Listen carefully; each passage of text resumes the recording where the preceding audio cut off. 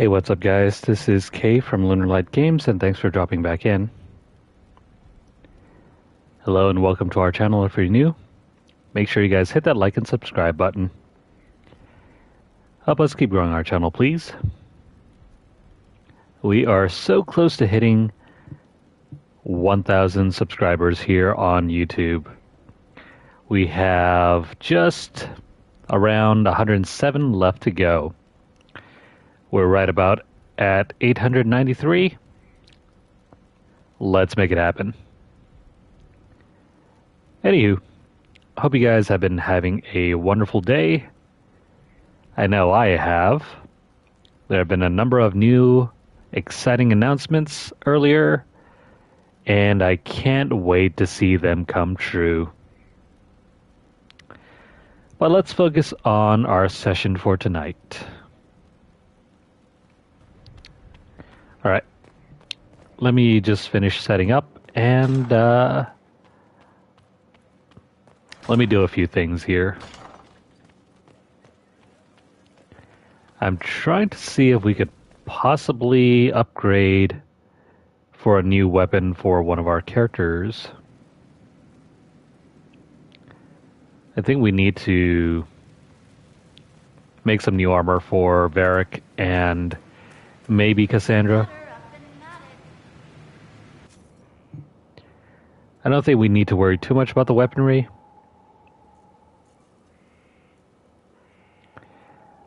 But hang on here. Let me find my list. I don't have the list available, so let's look for it.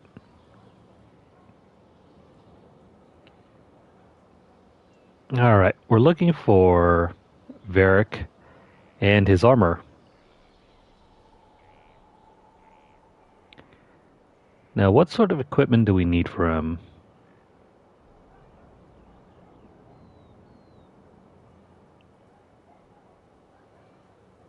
Here we go. We want to create superior prowler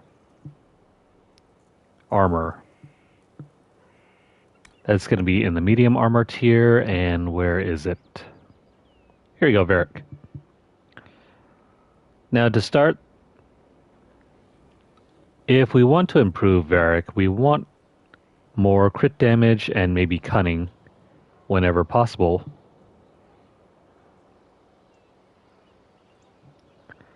Alright, Varric. Here is the superior prowler armor. And if possible, we want him to earn extra guard. Let me see. Where is the one that gives him extra guard? Ah, there we go. On hit, gain 5 guard. That's pretty cool, but is there any other ones that gives us more guard?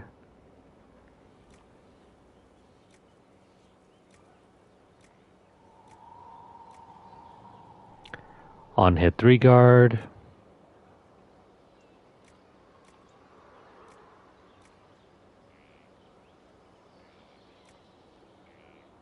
On hit 5 guard. I guess not.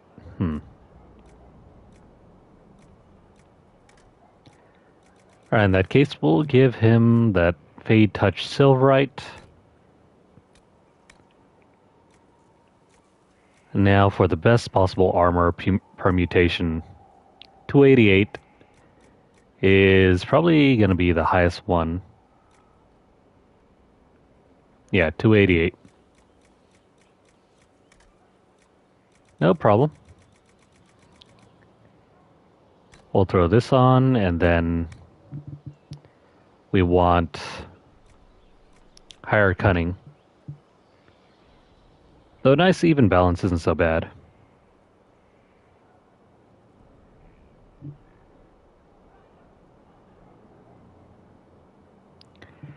We could increase either one. It doesn't matter. We could go for the balanced approach. Like this one over here gives them extra cunning and dexterity.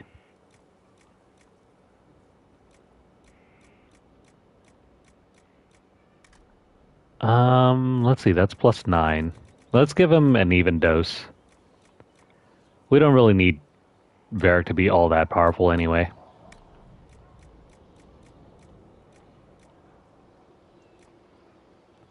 This will give him an even 9 across the board. Or what else?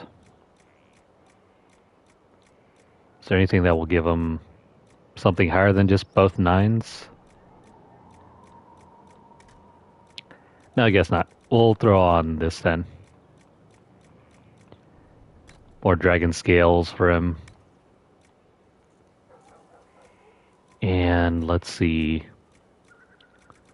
I'll probably give him more health.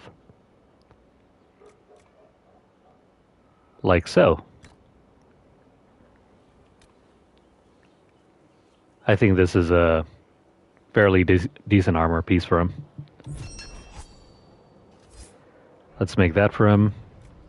And I don't know if there's any, like, additional pieces to this armor. Oh, wait. There are. Dexterity, cunning. Again, let's just even it out across the board. We just need him to be powerful. We don't need him to be broken.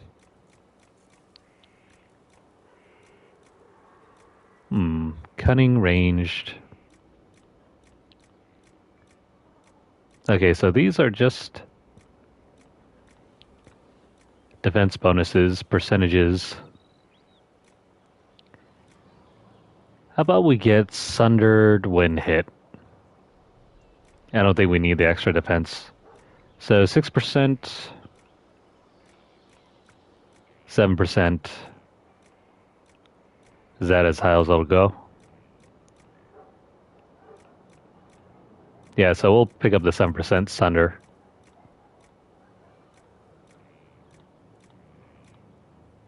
There we go. And let's do that for both the arms and the legs.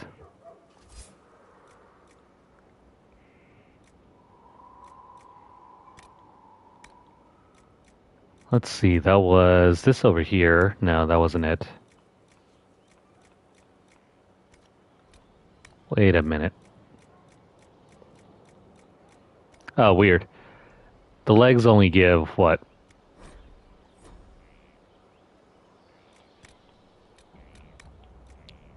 Yeah, that's really weird. The legs give both. Yeah, it only gives them defenses. It doesn't give them any stat boosts. So we got the Prowler armor arms and the Prowler armor legs. Incredibly strange, but I guess we can work through it. Let me give him more sunder when hit.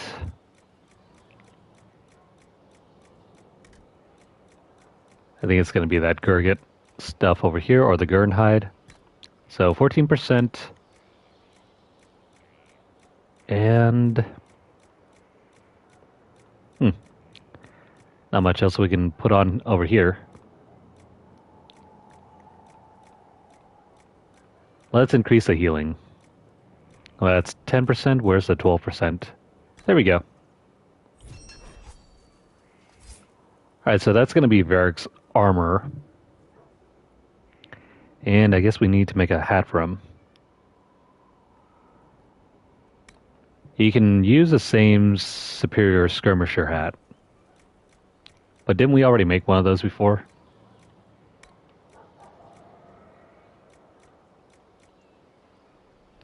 Yeah, I think we did. In which case, I'll just duplicate that one. Or actually, no, let's make a separate one for him because he doesn't need the extra dexterity. Instead, let's give him some... Let's give him some... what do you call it? Cunning. How long will it take to get through the story and DLC? I mean, For us, it took like hours and hours, but that's only because we tried to cover everything that's offered in the game. If you're only to do, I mean, if you're only looking to do like a few quests here and there, I'm thinking it'll take you around like half the time we were playing. So maybe around 40 to 60 hours. We spent like 100 hours easily just trying to cover all of the various side quests throughout the entire region of one map, if that makes any sense. So, if you have never seen any of our videos before, let me go ahead and show you. So, for example, if you take probably the longest starting area, this is all of the hinterlands. We did everything here. As you can see, the quests are listed right about here. We have done nearly everything in this region. And that took us like upwards of, geez, almost like 20 hours or so just to get through this one area.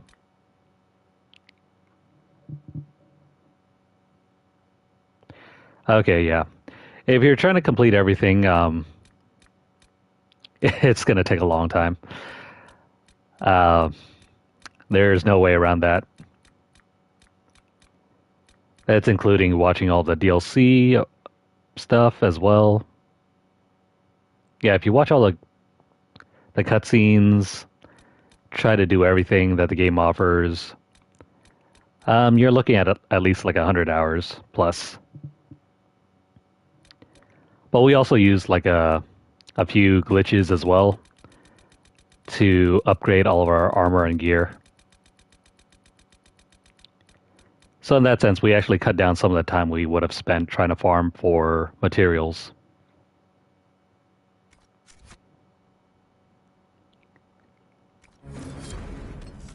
If you really want to see what it's like trying to complete this game for the first time, actually no. I don't think this character we spend nearly that long. I probably might have idled the game for a few hours here and there while I was trying to go through some things, but this character took us like 300 hours, but this was a character that we took our sweet time playing through the game 6 years ago.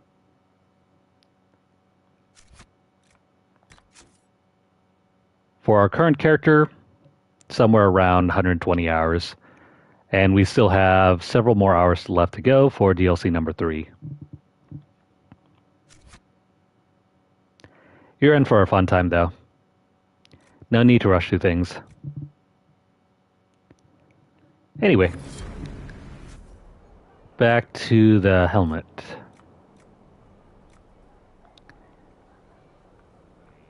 Where is Varric? Here we go. His best headpiece is this one, if you're going for a more offensive orientation. He also has like another helmet that's kind of decent. That one, where is it? Oh, it's the regular skirmisher hat. I mean, it's okay. I wouldn't recommend it because you already get the superior skirmisher hat. That one's even better. Let's see, which one gives us the highest armor rating? 37, 37, 37. Well, I guess we're going with Dragonbone. 37 plus what gives us the highest amount of cunning. I see 18, 20, but we don't have enough of this.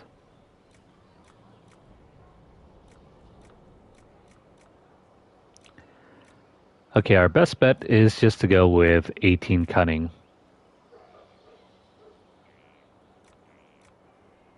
Or wait, hang on. Is there anything here that... I misread that. That was 20 dexterity. That's 18 cunning. Dexterity, dexterity, 18 cunning. No, I guess not. Alright, then we'll throw on the lurker scales. I prefer the gray look anyway. And that's going to be Varric. I just want to upgrade his armor. His weapons don't matter too much. We don't really need him for that.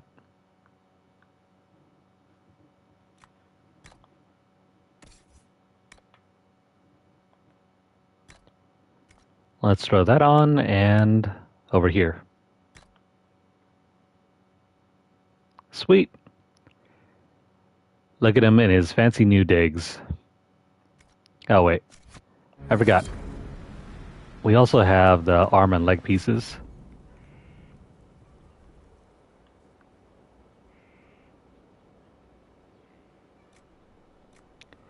Let me just take this from you, bud. And then we'll throw these on, and that on, and there we go. The best possible armor piece that we can make, given the materials we have on hand.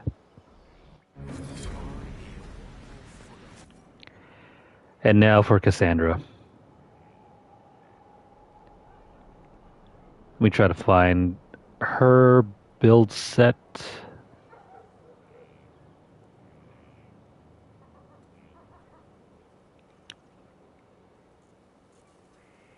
This is probably going to be as exciting as it'll get for tonight's session.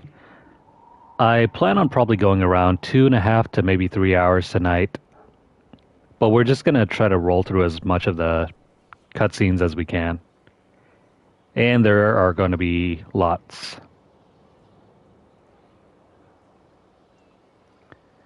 Alrighty, here we go. Cassandra, she uses... I think the skin that strikes. I don't even know if I have that one.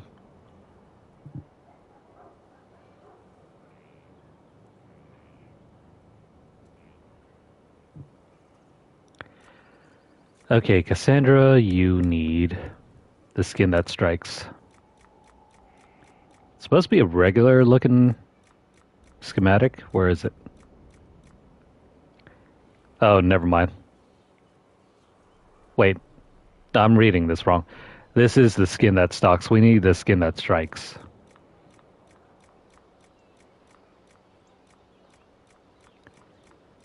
Did I never pick it up? No, this is the one.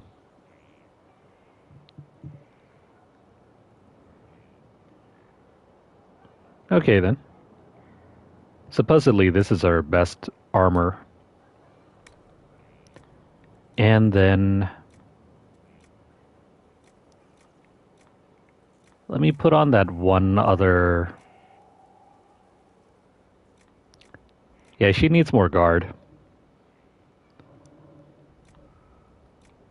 On hit, gain 5 guard.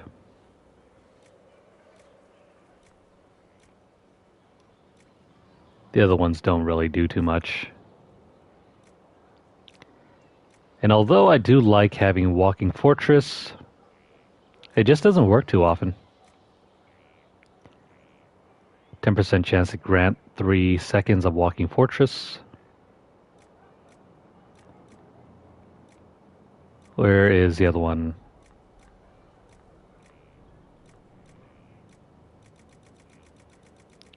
Surely there's got to be one that gives us more seconds of Walking Fortress.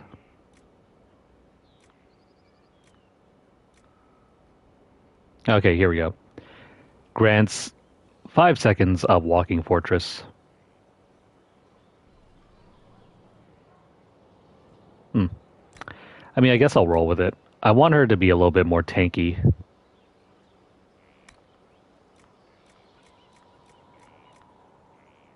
Dragon Skills gives around 316.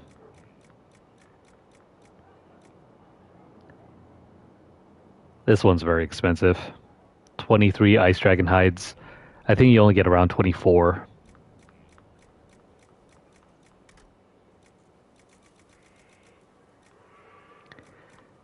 I kind of forget if you can purchase these later on in DLC number 3.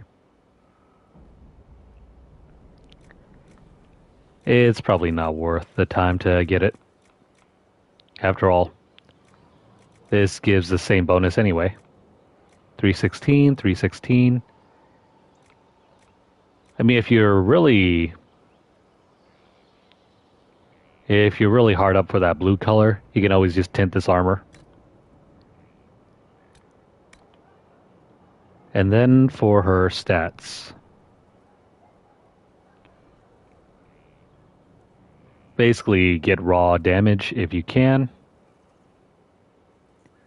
If not, try to increase her attack stat. Wow. Nothing here. I mean, sure, we can increase our magical defense. That's another thing we could do. She isn't really in need of healing, though that is a plus.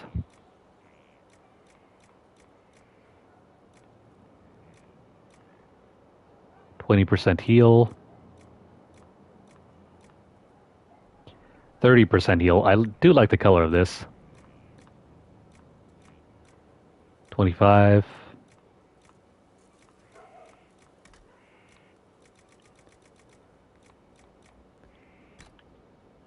Let's roll with this one. And then next up, we want to improve her attack. But if not, cunning is better.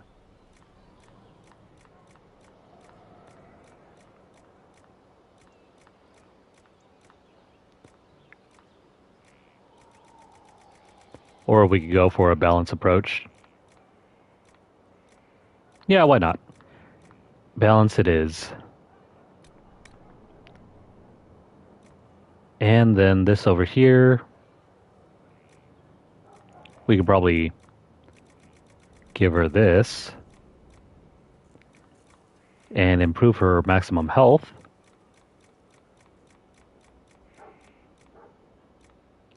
Yeah, why not?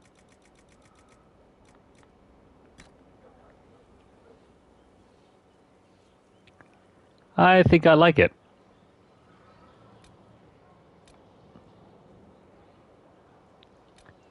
Let's give this one a shot.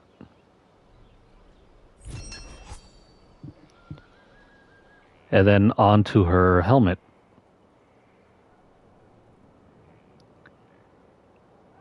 She will also require a superior skirmisher hat.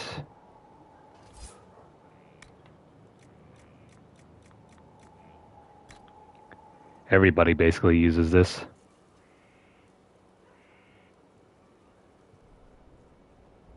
Now for her, she wants... Hang on, let me see. What do we even get here? Course Dragon Bone, and then... Attack? No. No attack.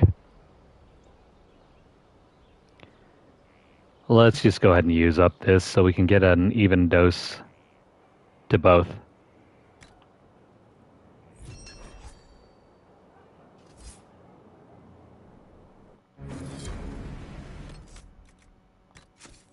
As far as weaponry goes, maybe we can make something good for her.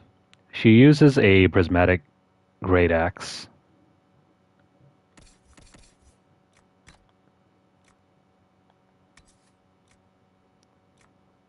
Now, where is her armor? There she is. And where is that hat? That hat does not match.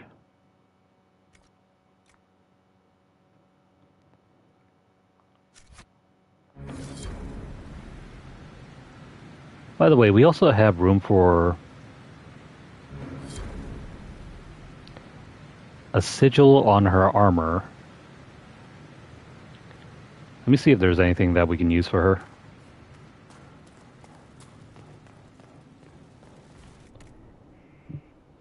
Maybe we have something that we can throw on her.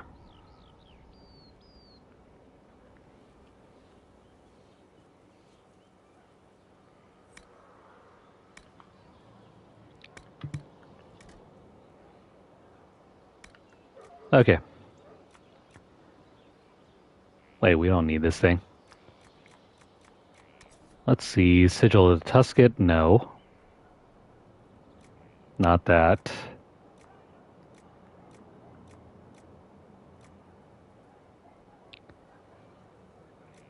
There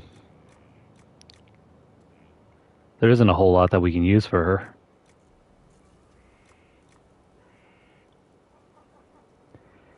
I mean, we could double her guard, but then we would lose the barrier on her.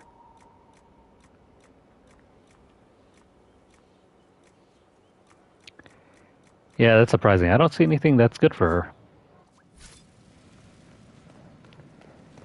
This isn't like Varric or our mages.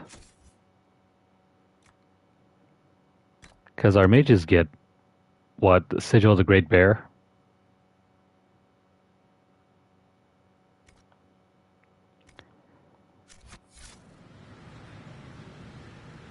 I think I'll just hold off on making anything for... Excuse me, I meant to say I'll hold off on deciding the sigil piece over there for Cassandra. Right now we need to find that prismatic great axe.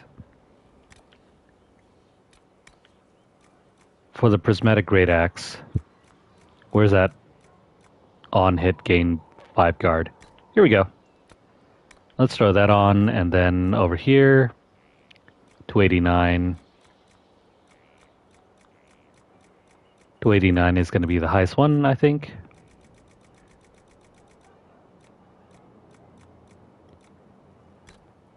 Might as well use up all of our dragon bone. Stagger on hit, sunder on hit. Here we go. Pure attack bonuses. We're going for attack bonuses. Which ones give us the highest rating? 24%, 28, 16, 24, 32. Well, we don't have enough of that. Dang. Gonna need to find another way to get some more Ice Dragon bones. You know, in that case, I'll hold off on upgrading this thing.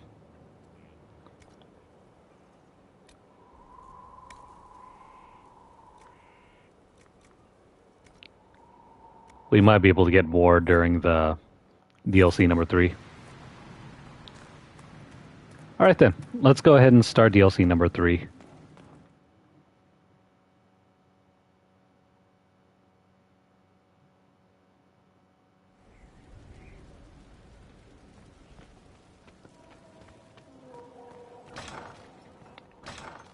Please remember, this is a point of no return.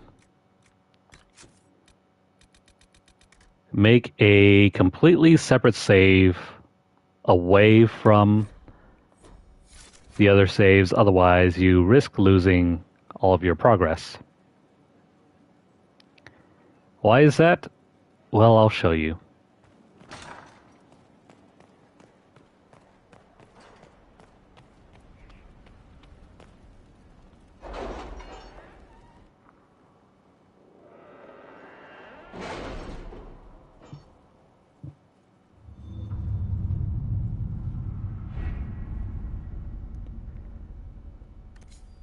DLC number 3 is unusual in that you cannot return to everything that's happened previously.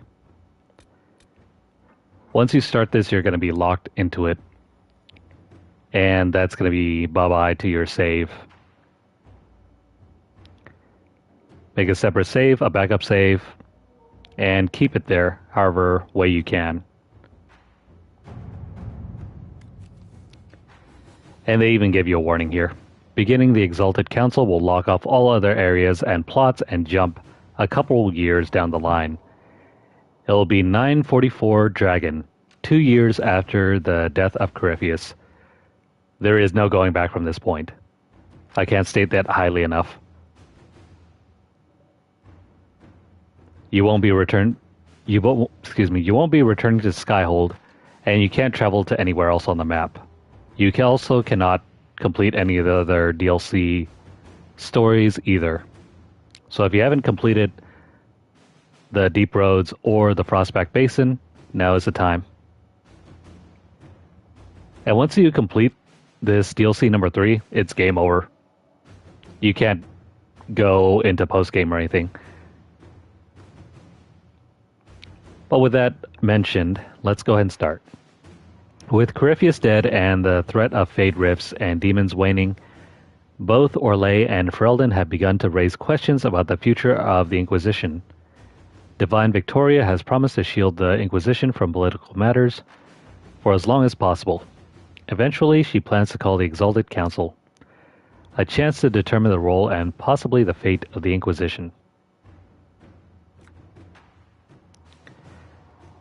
And Divine Victoria will not call the Exalted Council until you're ready. Who Divine Victoria is depends on who you chose to become the new Pope. And if you've been watching this, you know who our Pope is already.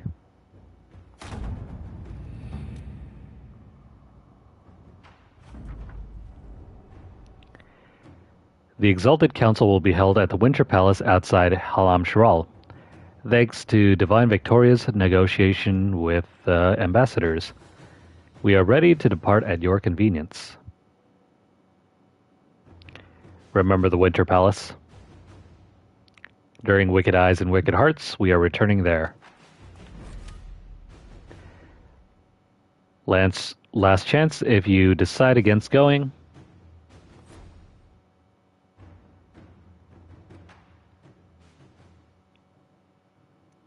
Alright. The beginning of the end.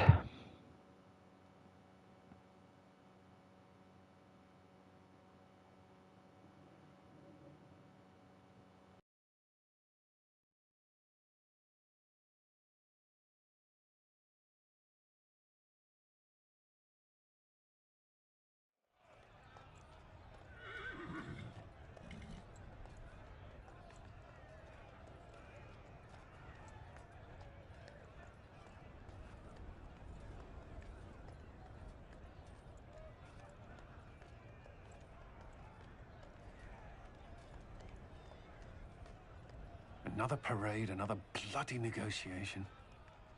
Smiles, everyone. We must be careful how we present ourselves. Why did Divine Victoria call the Exalted Council? She's kept Orlais from bothering us for the last 2 years. At increasing political cost, yes. She has done all she can, but the Exalted Council has become necessary. Orlais would control us, and based on their many marriage proposals, they have specific plans for you. Our real concern is Ferelden. They would see us disbanded entirely.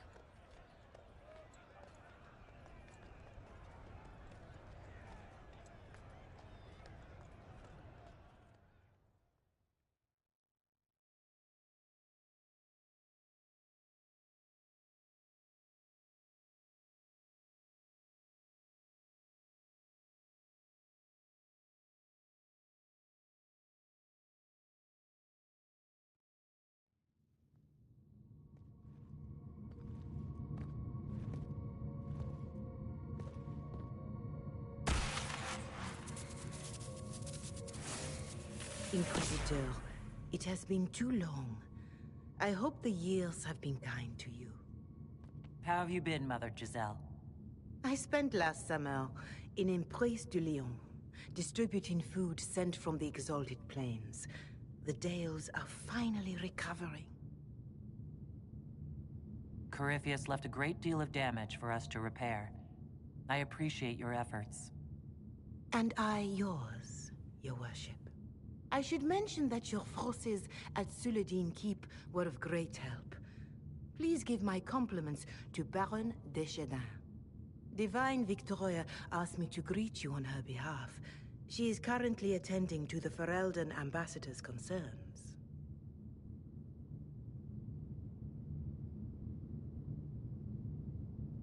You can probably just call her Cassandra in private conversation. You can, Inquisitor. I prefer to use her divine name. Our last divine once joked about why I insisted upon calling her Justinia. She called it my way of reassuring her that I had not completely forgotten who was in charge. How do you think Divine Victoria has done these last 2 years? It is hardly for me to say, Inquisitor. With respect, that's never stopped you before, Mother Giselle. Victoria says she is better suited to the battlefield than the Sunburst throne, but she has restored the Chantry. And also people's faith in it. We are lucky to have her.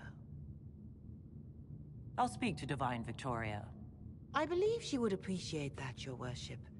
The Divine sees the good that you can do and have done. Duke Cyril will wish to greet you on behalf of Olay. I believe he is currently speaking with the Tevinter ambassador. Many of your friends have returned as well. I hope you have a chance to speak with them before the Exalted Council begins. The Imperium sent an ambassador? Yes, your worship. Dorian Pavas has taken the chance to return from Tevinter. It will be good to see him again. I owe him my apology. I allowed my distrust of Tevinter to cloud my judgment. He took a great risk coming to help us, and deserved better treatment. You're going to apologize? To Dorian? I have little patience for those who cannot admit they were wrong, your worship. Myself included. I will have to make my apologies somewhere public. He will want an audience for his reaction. Who has returned for the Exalted Council? Your dwarven friend, Master Tetras, for one. I understand he spent much of the last few years in Kirkwall. I believe Sir Blackwall has returned as well, although he now uses the name Tom the Ranier. Enjoy time with them while you can, your worship.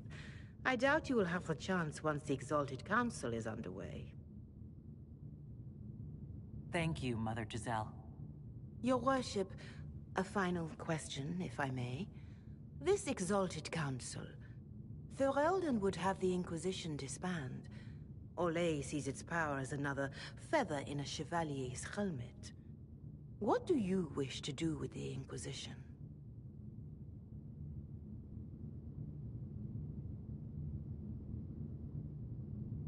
You once told me about the first Inquisition that took place 800 years ago.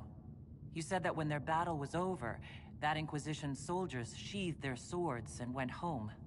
If our battle is truly over, perhaps it's time for us to do the same. Thank you. Maker watch over you, Inquisitor. I will not keep you any longer.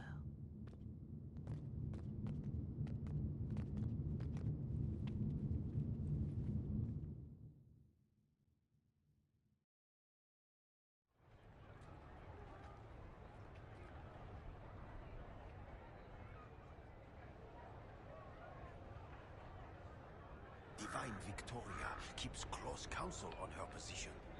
The Chantry at its best, waiting for the right moment to wedge itself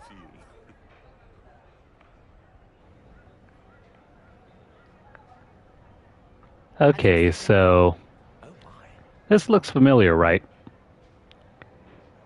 It's the same courtyard from when we were in Wicked Eyes and Wicked Hearts.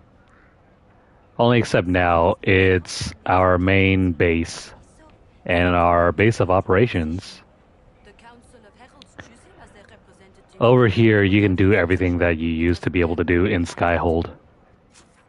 But notice now you can't return to the world map. You're stuck here.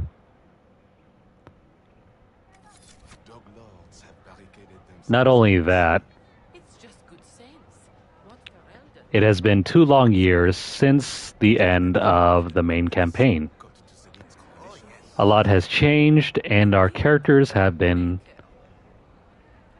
on their own adventures. They've gone their separate ways. But now that we're calling for another Exalted Council, we can reconnect with them. Let's find all of them and find out how things have changed over the last 2 years. The Prince of Starkhaven wrote to you again. Of course he did. Just put that one in the pile with letters from the Merchants Guild. And the captain of the city guard had a very colorful message for me to deliver to you as well. Inquisitor! Andraste's ass, am I ever glad to see you. Are you in some kind of trouble? What's happened this time?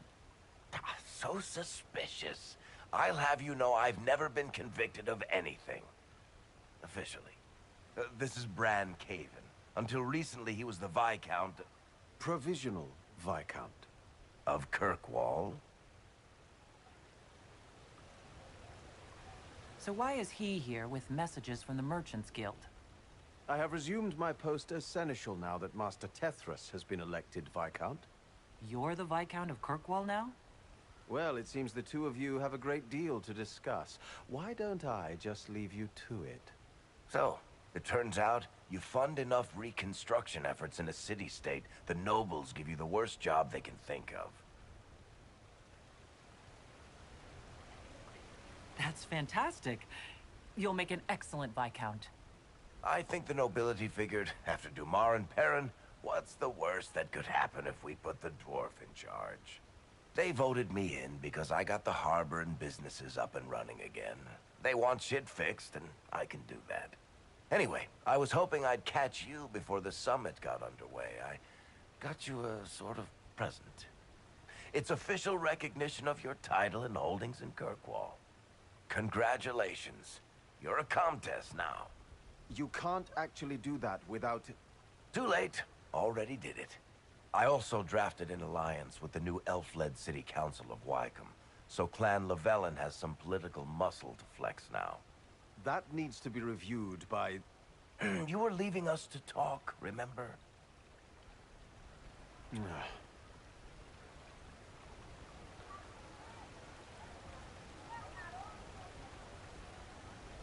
What are you up to? I feel like I should be suspicious. Look, it's really not that big a deal. Oh, that reminds me.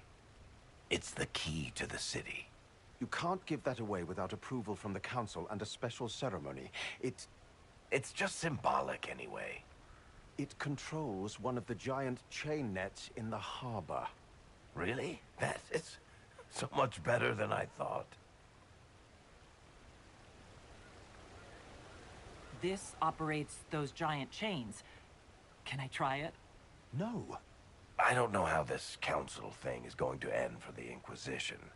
But whatever gets decided, you've got a place lined up in Kirkwall if you want it. Also, control of the harbor, I guess. Anyway, you should meet with the diplomats. And we'll get in a game of Wicked Grace before I go back, though, right? I wouldn't miss it. Don't bet any public buildings this time.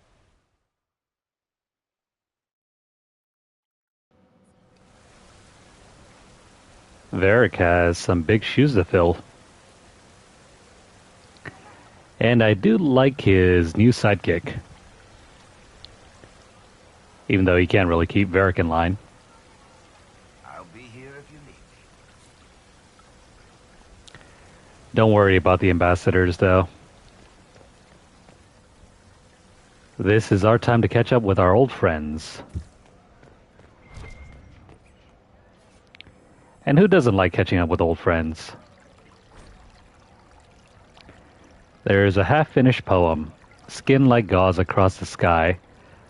I sigh and fall in evening's lakes, the pools of which deep as your eyes, and eyes of which pierce like wakes, drakes, heartaches, cakes.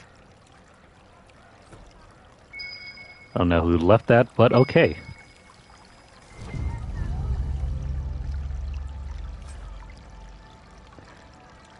I don't know why we're collecting dog treats, but we'll take it all the same. Avoid the eastern side of the map. Over here is where we'll find our friends. Like this dude.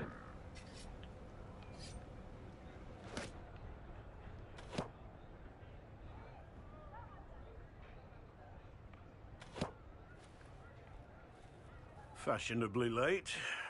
I thought you weren't gonna show. I gave you my word we would talk, and I never break my word. Easy there. I was just teasing. So tell me everything that happened while I was away. And after the betrayal and what I put those men through, my sorries were worth about as much as shit.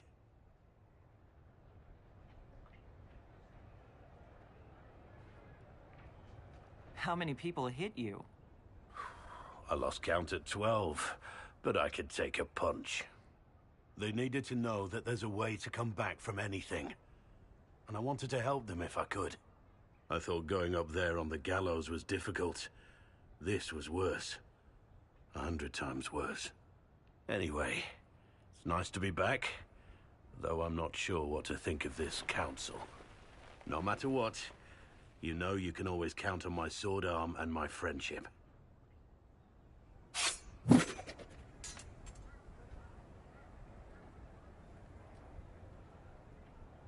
Your aim is atrocious. I'm embarrassed for you. Think you can do better?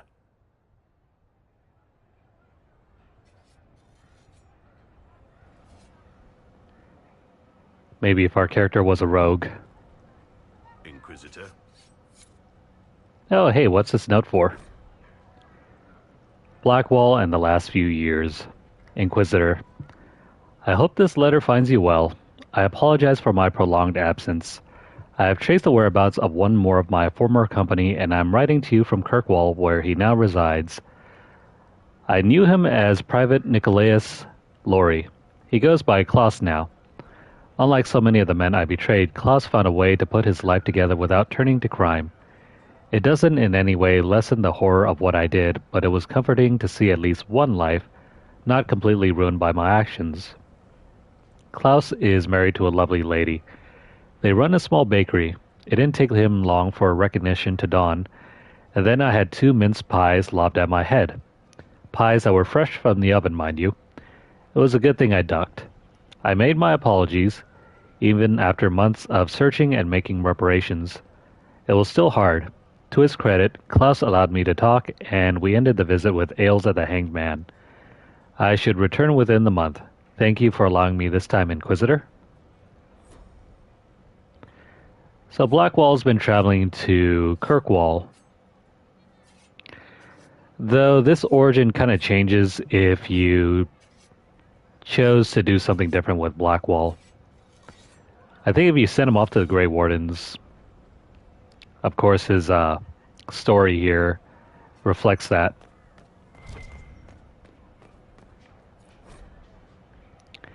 Wager notes. What do you say, gentlemen? 3 days before the Inquisition sees sense and aligns itself with Orlais. Properly this time. There's someone named Marcel. Nonsense, Marcel. Ferelden is here for blood. A day before they either demand it outright or threaten war upon us if they don't get it. The Divine will intercede, she must. Victoria and the Inquisition are too closely connected in everyone's eyes for her not to interfere. You have great confidence in the Chantry, Alan. 1,000 royals worth of confidence from each of you if the Divine settles the fate of the Inquisition. Done. 1,000 from each of you once the Inquisition exceeds sovereignty to Orlais and the Council of Heralds. We're caught between 2 allies.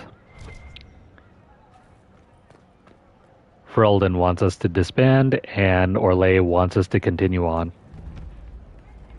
Oh, by the way, here's the golden nug. If this is your first time playing through the game, make sure to check this thing out. It'll synchronize all of your collectibles, so if you want to start a fresh save and a fresh character, those schematics that you've been collecting will carry over.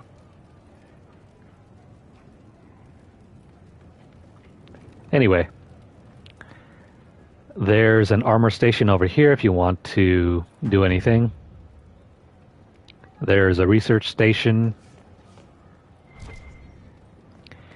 And I think there's a store around here where you can purchase unlimited supplies of some of the best materials in the game.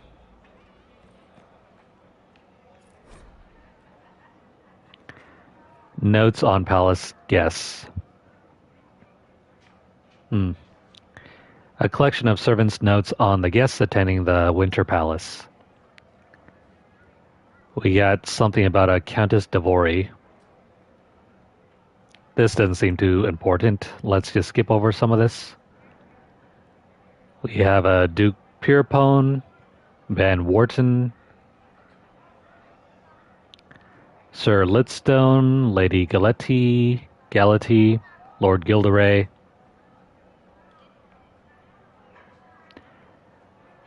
If you want to read through that, pause the video. It didn't seem very important, so I'm just going to skip over that. Oh, and hey, there's another chapter in the Hard in Hightown series. I'm not going to read through this. Pause the video if you guys want to check this out. I don't even remember if I collected all the earlier chapters. Someone should really take all these chapters and form a hardcover book.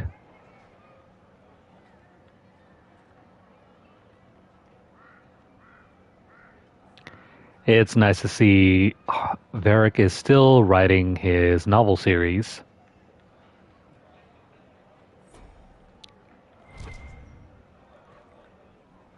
Well, anyway, you can still upgrade your potions here if you haven't done so. I think you can even buy the ingredients if you haven't upgraded all of your potions yet.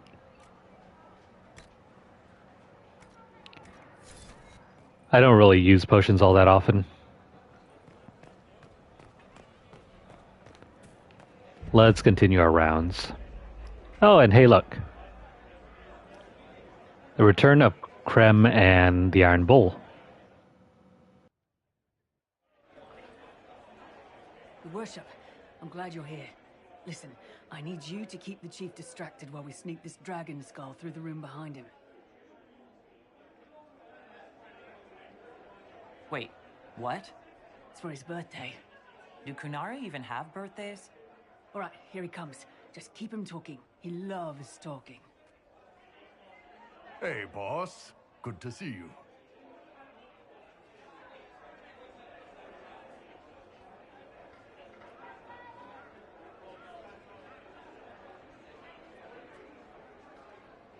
It's good to see that the Veil has largely healed, now that most of the major rifts are closed. You might think otherwise, but the Veil isn't technically a physical barrier. It's more like a magical vibration that repels the Fade.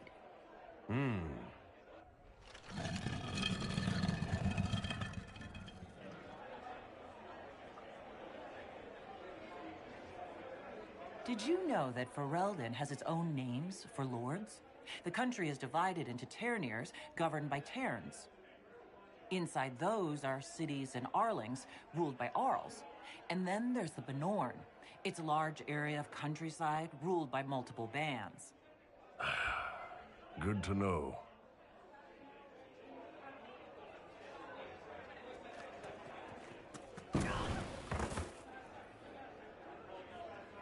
It's fascinating to see the remnants of Syrian culture here. Most of it was deliberately erased during Orlesian unification, under the reign of Mafarath's son, Isarath.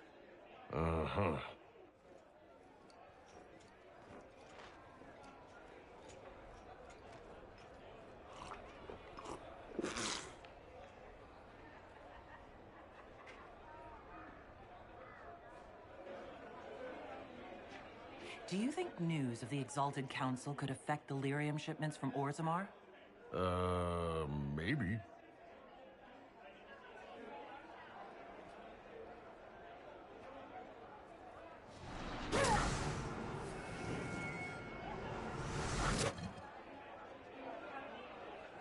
Most mages hate the thick of battle, but I can't imagine hanging back. It's nice to get your hands dirty. That's why I like you, boss. You swing a sword. It's a weird sword made out of magic, but still. Surprise! Happy birthday, Chief. Oh, you guys. You got me.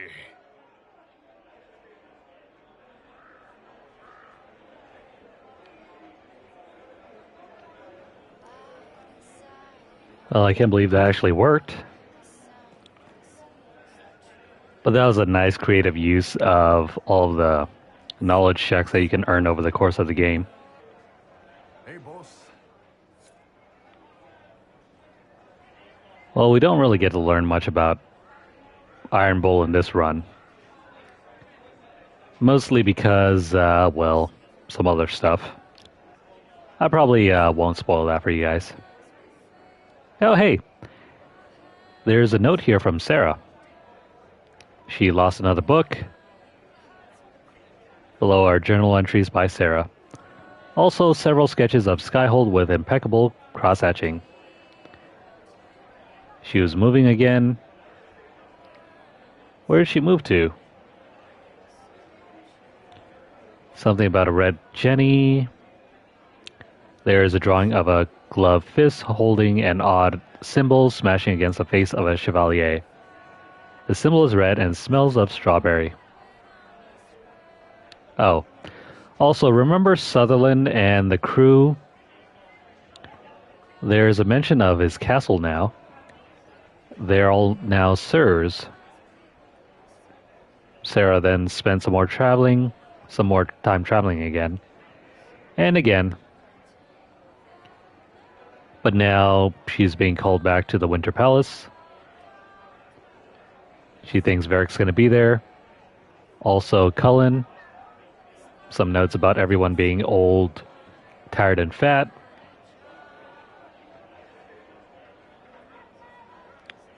Not too much here. There's also a drawing of Sarah and Dagna. Cool. They're still getting into trouble with each other. Nice to know that they're still friends.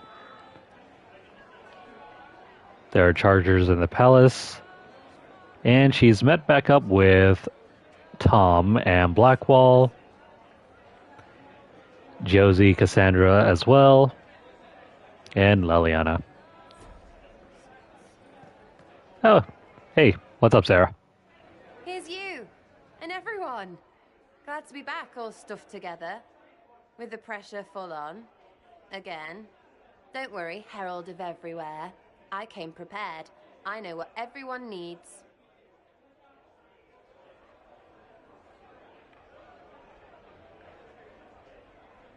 Just like best times.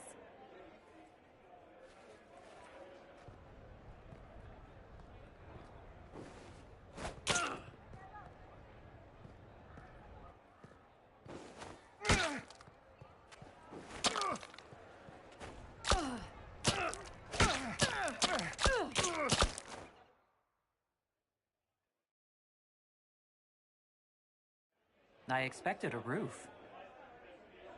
It's early. Anyway, that was a good run. It's all been a good run. I needed that. And I need... You know it's ending, right? We can say it won't, but knobs in places like this, all they do is end things. They'll try a leash. Or worse. But maybe you aren't ready to quit just because some Lord Piddlebits is scared of us. Is someone moving against us? Sure. Start with everyone, everywhere. Point is, sooner, all this changes. And you've helped me understand. Too much. So it's my turn to help you. See, I have these friends, and all of them were the wrong sort of whatever. Their place changed, or it never was. So together, we made an us. Everyone needs an us. And when the world is done saying no and calls you the wrong sort of whatever, maybe we can be that us for you. What do you think, Inquisitor? Want to run some rooftops as a Jenny? You want the Inquisitor? Don't I have a few more titles than your usual Jenny? No offense. Some taken. Pfft, words. Look, we don't want you. We want to be there for you. If you want to keep doing, it won't be nobles who help. It'll be friends. Well, all I have to say is, call me Red Friggin' Jenny. Way too confusing. You'll get a city. One that rhymes with arse. Oh! I should have said we needed a we instead of an us, because... Wait! Anus! So stupid. To all my friends. Always and ever, Inquisitor. Always and ever. Sarah was never in degree. Creepy song is creepy. Ugh.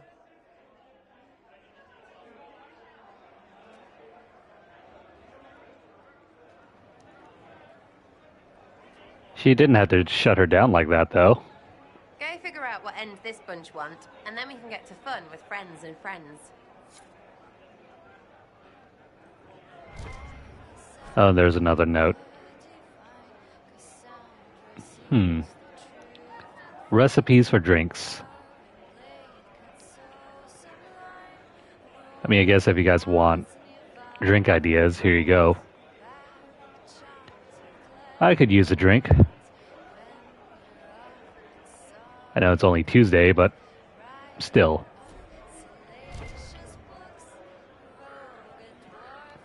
Alright, so that's what?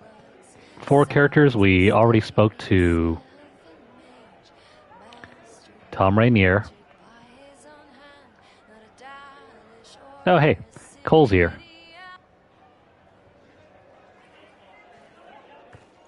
Inquisitor, I see you have time for afternoon refreshments. Did you know that a merchant in the courtyard is selling gemstones the same color as your eyes? What an odd thing to say. I must see this for myself.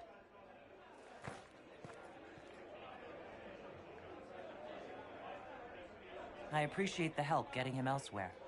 I still don't understand Orlesians and their masks, but it makes him happy. And I needed the table. For breadcrumbs? Birds like breadcrumbs.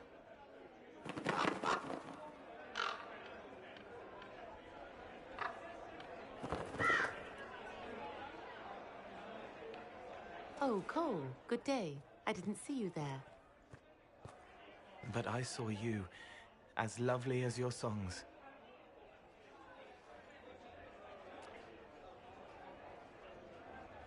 I'm pleased for both of you. The world has ample pain, Inquisitor. The kindness found in Cole is rare indeed. Her songs bring happiness to those who hear, and I can make her happy in return. Well then, carry on.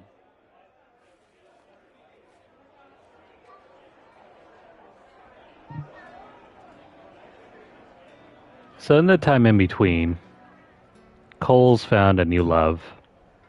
Hello. Good for him. And I think it's also implied that Sarah ended up with Dagna.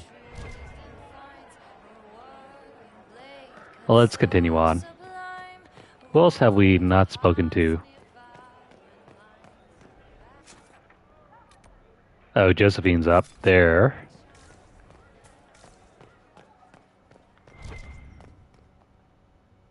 Well met, your worship.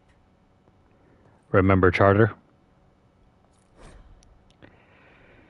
Activity in the Winter Palace. Charter's notes are in an encryption she developed with Leliana over the last couple of years. CM's intentions seem sincere. Agent in place at party tonight where CM is attending. VP left notes at drop as promised. servant in green livery, seen leaving guest wing of palace at odd hours. Possible tryst? Madame LV's second cousin is a bard in an employ of WM. This is very confusing with all the initials. I suppose we'll find out who they all are in just a moment. Conduct becoming the Inquisition. 12 members of the Inquisition. It has come to my attention that I must remind everyone of the type of behavior expected from us during this exalted council. It is natural to wish to hold our heads high, but remember that we are guests of the imperial court. It is upon us to behave with good grace, propriety, and restraint. If you are unsure of how to address someone of gentle birth, my lord or my lady will suffice. If you are fearful you have overstepped an unknown protocol, speak with your commanders. And that doesn't really do much for us. Gotta remember your manners. Oh, but Dorian. Inquisitor. It was good to hear from you, my friend. For months I've only had the society of Mavarus's fledgling Lucerni party. Junior members of the magisterium so filled with fire and zeal and so wildly inept at politics. May keeps a bucket of ice water on hand in case one accidentally immolates himself. Lest I give you the wrong impression, we are making progress, but it will take a great deal of skill to keep the Lucerni alive through the usual schedule of Minrathus's scheming long enough to become a real political faction. Fortunately, they do have me. I'm sorry to hear that politics are plaguing you as well. Must be something going around, like a pestilence or an Elysian fashion trend. Hopefully, Josephine can diffuse the Ferelden outcry and persuade the Orlesians to stop circling you with a collar and leash. You know she did always love a challenge. I'll find an excuse to make a trip south soon. We should really catch up in person, don't you agree? Dorian, in the last 2 years, has become a person of great importance.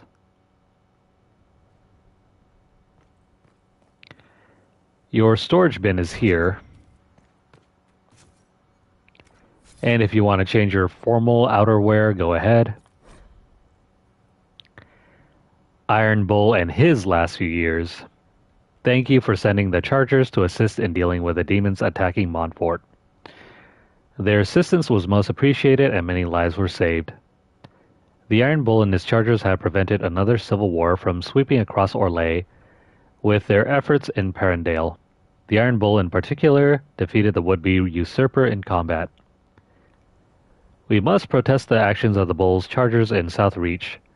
While the presence of demons and Templars corrupted by red lyrium is undisputed, the necessity of your dwarven miner collapsing the better part of a mountain on the enemy forces was hardly necessary.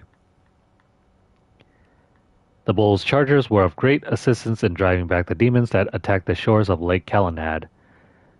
The elf who calls herself Dalish was particularly helpful, and I look forward to her promised explanation of how Dalish archery techniques can create walls of ice or dispel magical barriers. Bull's been busy. Nice to know that they aren't letting themselves go.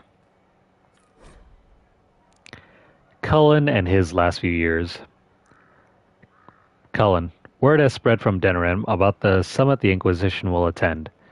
The news is half rumors, but with the representatives they say are going, it's clearly serious and the details are probably not something you can put down in a letter. I will, however, look forward to more glowing descriptions about how much you love Orlesian parties. Branson's here. His son insists I add Elokul to this letter. He also insists it be Elo and not hello. Your nephew is stubborn. How familiar. Love, Mia, Cullen's sister. And Cassandra, Inquisitor, you don't need me to dictate every word exactly, do you? I may be divine, but that doesn't mean I have any particular skill at letter writing. Should I start with a joke? I don't know how to make hours upon hours of meeting with of meetings with Grand Clerics sound anything less than mind-crushingly tedious. I also don't know how to make a joke about that. Something involving hats, probably. Varric will probably know. It's very important that I sound reassuring. The Inquisitor has so much to deal with already and should not have to worry about the state of the Chantry on top of everything else. You can say something about how well the Red Lyrium cleanup efforts have gone, can't you? And perhaps mention that Templars and Mages... Oh, never mind that. That subject has been discussed to death. Oh, perhaps mention the play about the Inquisitor's heroism that's being performed in Val Royeaux. That would be good to hear about, I'm sure. I'm late for a meeting with some Reverend Mothers from Navarra. Just finish this up with something appropriate. That's what you get for having someone write your dictations down. But all of these letters just follow the adventures of our other companions. For example, Varric, greetings and salutations from beautiful Kirkwall. The sun is shining, the seabirds are screeching, and almost nothing in Hightown has fallen into a sinkhole and ended up in the sewers in over a month. The Red Lyrium cleanup in the gallows is going better than expected. Nobody misses having Meredith fused to the flagstones, eerily glaring at everyone. The city guard celebrated finally getting her out of there by holding a completely impromptu parade. Several Lowtown residents composed a song on the spot with lyrics to the effect of "Thank the Maker, the crazy cursed Templar is gone," which was remarkably catchy, despite, or maybe because of, the fact that it was mostly just swearing in tune. Nice. Even with all this stellar progress, it looks like I'm stuck here. Channels in the harbor were completely changed by falling debris a few years back, which led to a lot of ships getting wrecked coming and going, which only made things worse. Then we had rifts open and weird glowing fade rocks appeared out there. Ironically, thanks for closing the rifts. Now the only hope for repairing the harbor is to send guys with pickaxes to clear the rocks. Ever tried to hire miners who are also divers, Inquisitor? There are many. And even few are happy miners, or are happy mining glowing shit from the fade. This is going to take a lot of my coin to fix. Stop by the city sometime. We'll get in a game of Wicked Grace. Please. This Viscount shit is boring me to death. Funny. He even brought his replacement with him. We haven't found Vivian yet, but let's find out how she's been doing. I fear I shall have no opportunity to meet with you prior to the Exalted Council at Halam Sharal. The colleges and fraternities of enchanters are holding yet another round of elections in a few months, and I must be present to organize everything, or the Equitarians and the Lacrocians will inevitably get drawn into the most passive-aggressive arguments over the number of ballot boxes and the arrangements of voting cards you can possibly imagine. On the last two occasions when I could not be spared from my duties at the Imperial Court, the isolationists sealed themselves inside the debating area with ice walls in protest over some insult from a libertarian senior enchanter from Cumberland. I must, of course, convey the continuing approbation of the Orlesian Court, though I have no doubt dear Duke Cyril has already bored you to death with the Council of Heralds compliments by now. Signed, Vivian. I wonder, she should be on the map somewhere over here. That's Cullen. Yeah, there we go. Vivian's still around.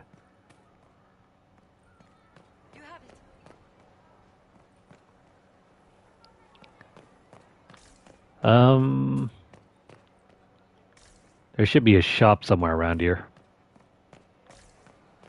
Where is it? Definitely not that one. I think it's probably going to be in here. Right, over here.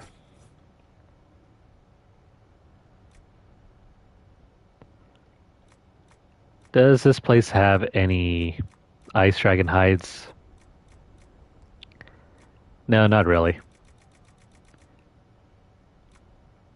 Though look over here. There's some dragon webbing if you need it for your crafting.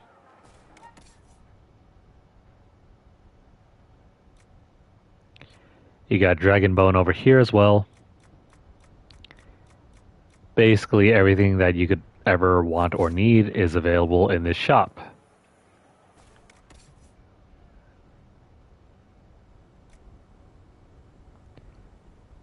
Man, this is one expensive weapon. We barely have enough to purchase it, but what the heck is this thing?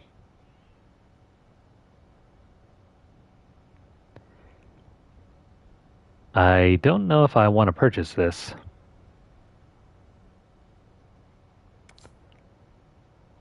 Let's steer clear away from that.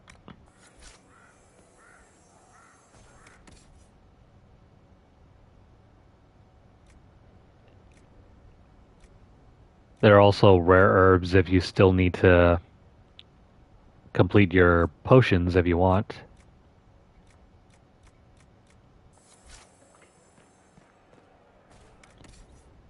And over here, wow. I guess there isn't any other way to pick up those ice dragon hides. Power World has already been released on PlayStation today. You can pick it up for $29.99, I think, as of right now.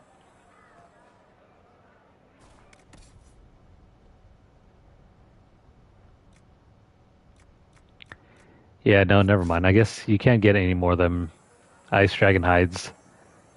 There's so few in number.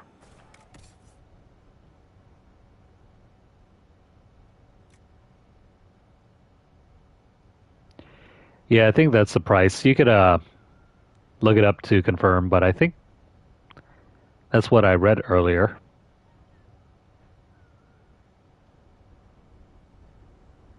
Let me just double check on that for you real quick. I already have the app pulled up.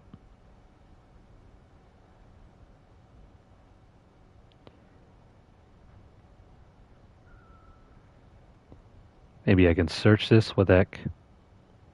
Okay, Power World.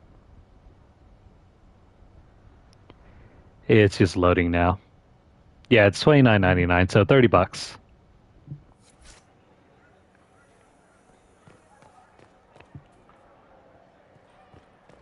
I mean, it's not full price, but it's on the pricier side.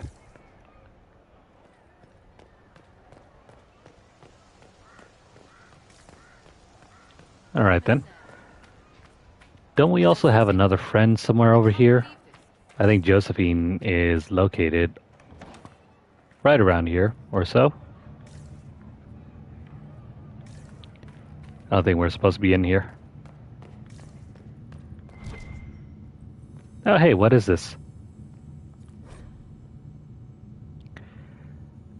A history lesson on the first Grand Enchanter.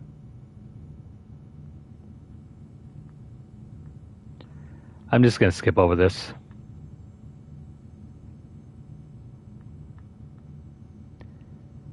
There is a mention of a Meriden, though.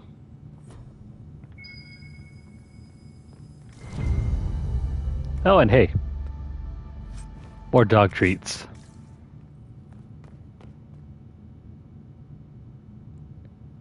Alright, moving on.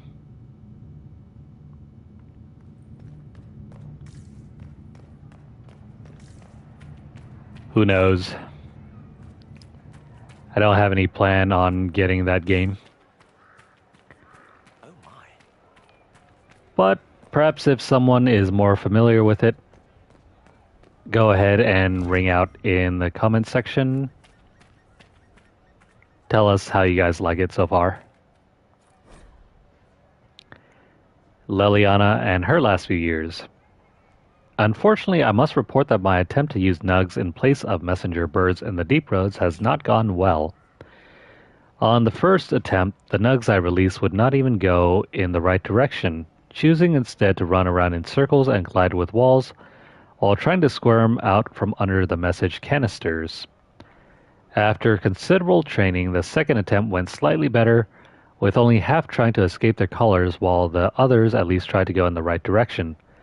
However, none of the nugs arrived at their destination. I will require some of Charter's time in dealing with an Orlesian noblewoman I believe to be intercepting my nugs. From my surveillance, she appears to be dressing them in little frocks that are simply terrible. Pigs in dresses? Wonderful. Yeah, great timing on that. That doesn't sound wonderful at all. Josephine. Commander Cullen has reviewed the soldiers. I have written and received so many letters from the Orlesian court. Our birds practically blot out the sun. We are as prepared for this exalted council as we will ever be. I know this past year has been full of formal meetings. Goodness knows I have attended many myself. But this one will truly test the alliances and friendships we have worked so hard to build. If I may offer you any advice, Inquisitor, it is this. Keep a ready smile, and remember we have their attention because we are to be reckoned with.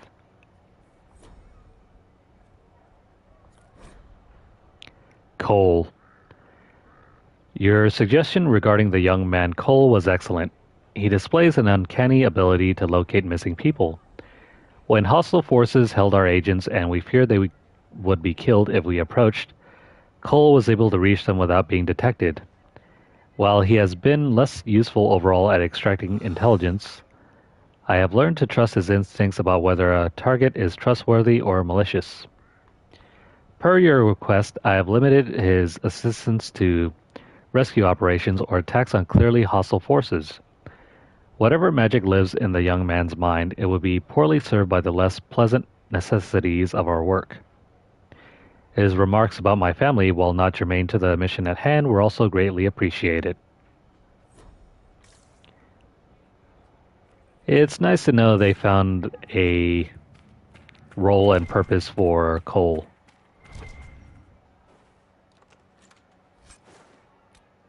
The heck is this? It's a crumpled silk napkin with some words inked in the corner.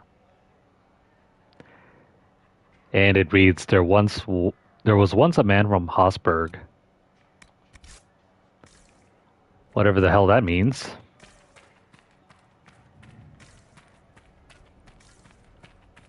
Oh, look, it's Josephine. It's been quite a day so far, has it not? I've been speaking with representatives from everywhere. Have they given you trouble? Not at all. It is quite alarming. It means they are all saving themselves up for later. Would you walk with me? I should like to take some air before the Exalted Council becomes inescapable. The palace has been most accommodating. We are, after all, here at their insistence. But the ministers may... No. No more talk of the council. This meeting was to spend time with you in a more relaxed fashion.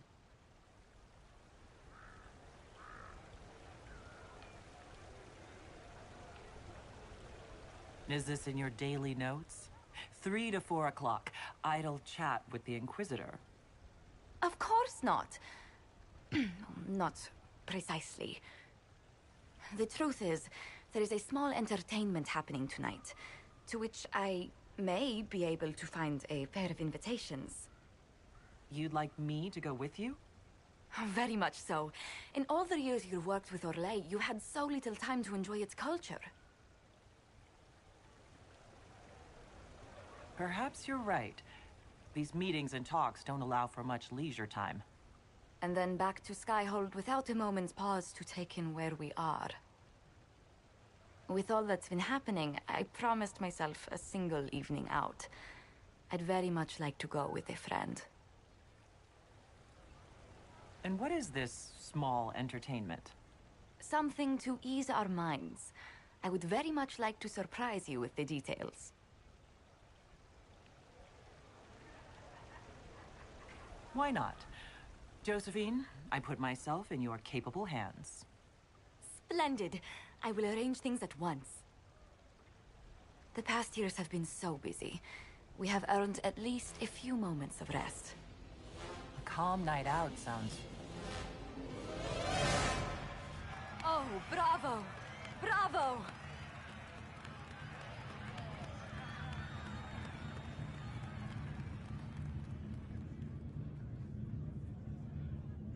Was the woman in gold playing a king?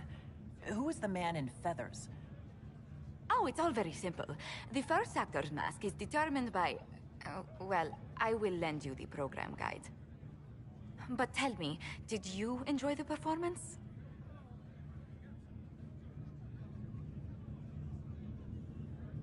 That was one of the greatest things I've ever seen. Truly. That part with the glittery... Oh, and they actually set fire to... Oh, yes, I truly enjoyed it. Then I call tonight a great success. Oh, look! The encore signal!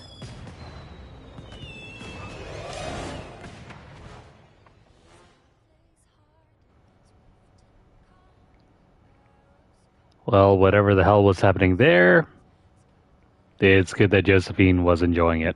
I do hope you recovered from your night at the opera. Any ear-ringing should go away in a day or two. A day?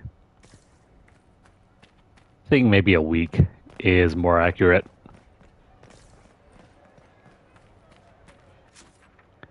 Alright, that should cover the first half. We spoke to Blackwall, Cole, the Iron Bull, Sarah, and Josephine. Also, we didn't check out this little corner. Let's do that quickly before we move to the next half.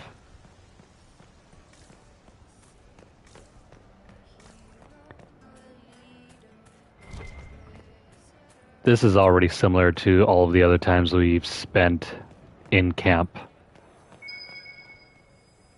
Whenever possible, we want to find all of our companions and speak to all of them.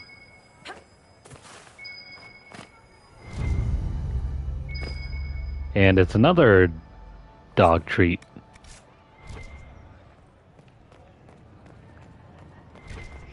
I don't remember there ever being any dogs in this game. Got a pair of paddles. What the hell is that for?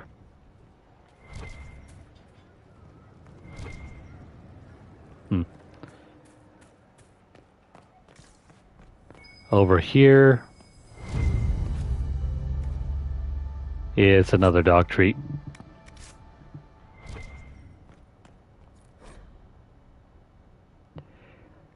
Another chapter of Hard in Hightown by Varric Tethras. If you want to read through this, pause the video. We're just going to go ahead and skim through this.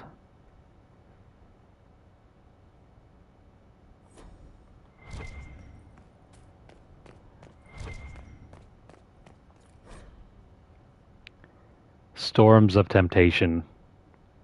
This tattered novel bills itself as a sweeping romance on the eight seas by Danelle Mithril.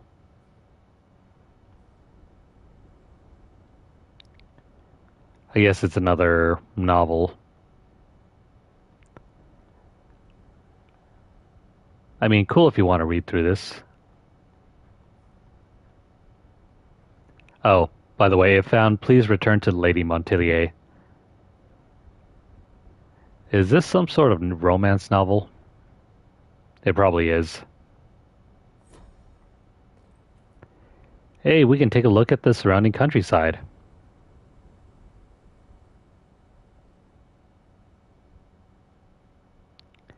I mean, there's a town, there's a windmill.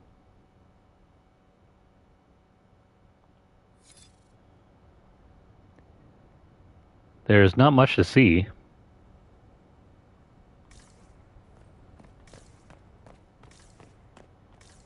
Okay, good thing we didn't skip out on this section. There was actually a few things to find down over there. And what about over here?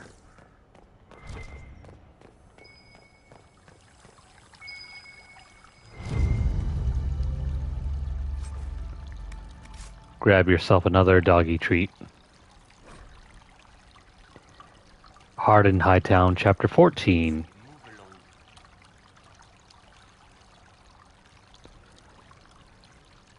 If only the Winds of Winter chapters were scattered around like this in real life. I've still been waiting forever for the Song of Ice and Fire books to be finished. And I don't even know if it's ever going to be finished this decade at this rate. I mean, we're almost halfway done through the 2020s, and still no novel. Even though it was supposed to be done like 10 years ago.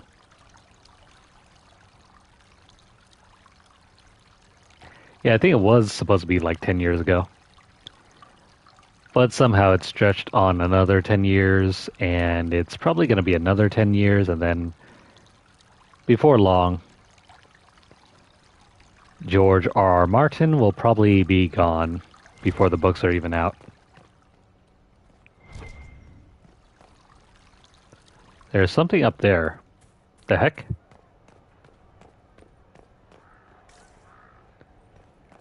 How do we get to that thing?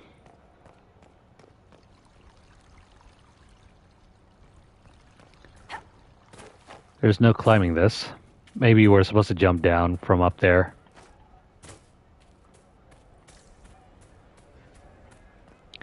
Let's try that. And also there's another book over here.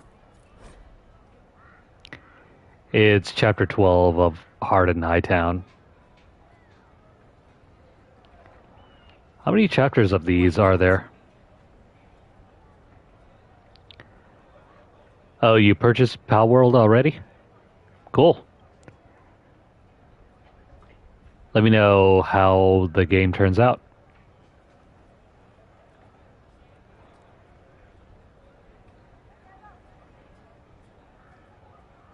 Today's PlayStation State of Play was pretty good, I think. Definitely some games here and there that I'm extremely interested in playing or purchasing sometime this year or next year.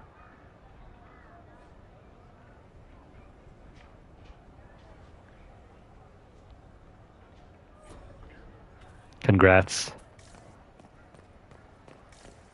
It's always good when you got a fat check to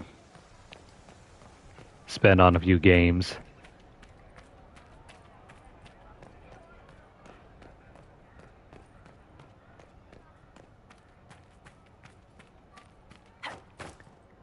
Oh yeah, if you plan your purchases strategically, you should have more than enough to cover most games. Ah, come on. Dang it. Okay, so for sure, I think I need to drop down to that level.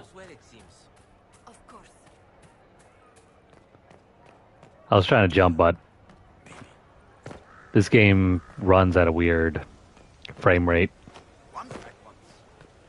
You have to jump before you even reach the edge of the platform in order to have it activate.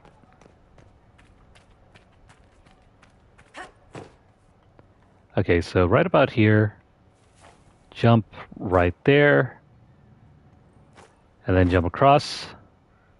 Please don't fall down.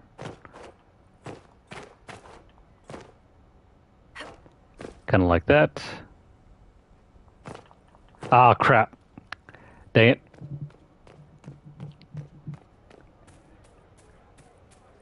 So close. Fell off the side there. This is why you want to pre-jump before you hit the edge, because it takes a bit of startup.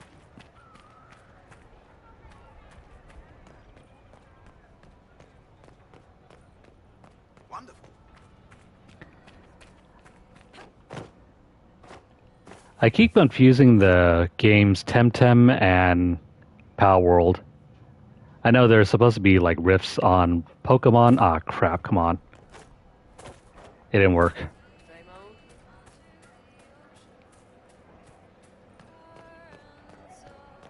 Why must this game have platforming?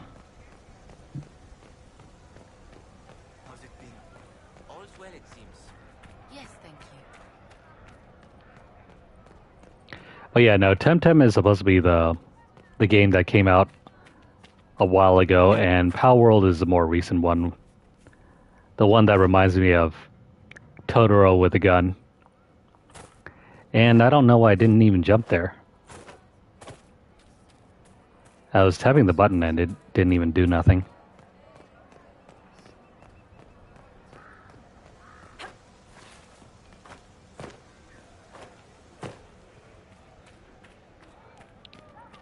But yeah, you need to get a running start in order for your jump animations to activate.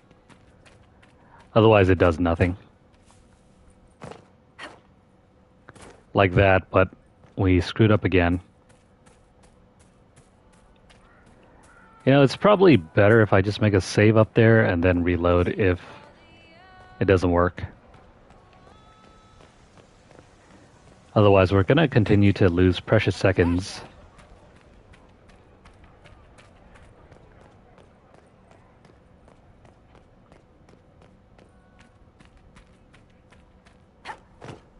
Come on, game. Work with us, please. That worked. Now, time to calmly, carefully walk to the entirety of this thing.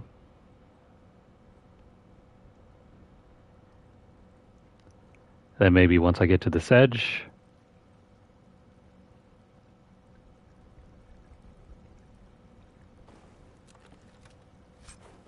There we go. Got the bottle of cologne.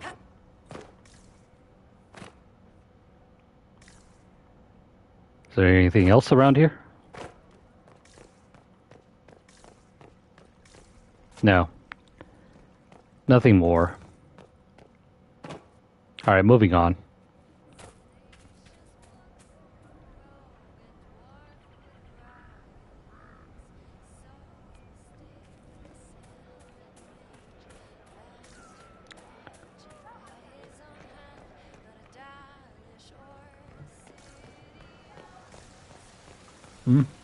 Who knows? I've only seen like bits and clips of that game. A gold cravat. I wonder why we're collecting all of these things. Or what their purpose is for.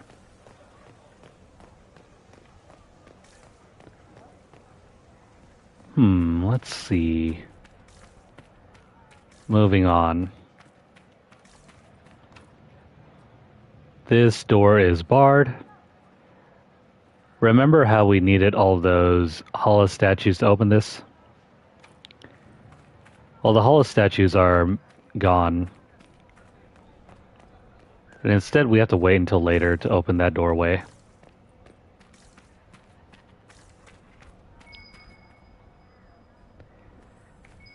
I hope that's another doggy treat. Got it.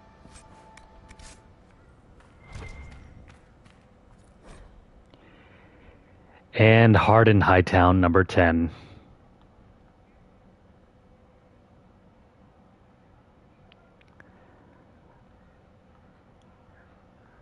The best announcement of today, for me anyway, is the Lunar Remaster Collection that will be released sometime next spring. I think it's available for all systems though, not just PlayStation.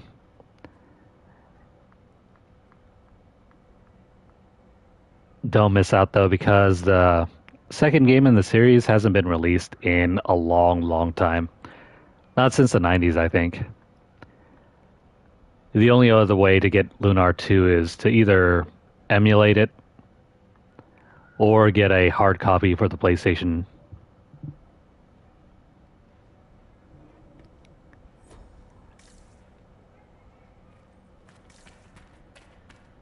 I think your dad will be well pleased.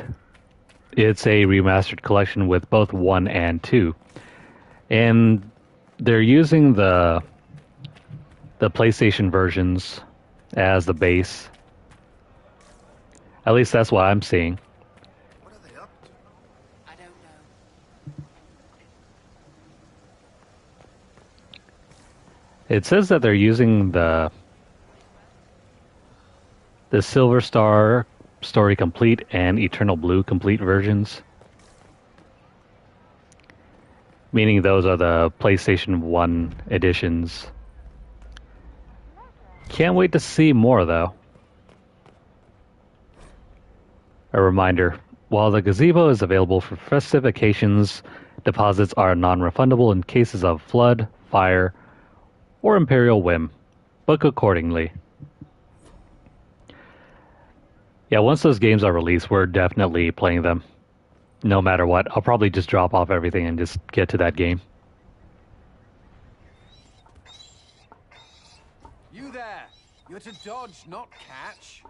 If that ball were a fireball, you'd be dead.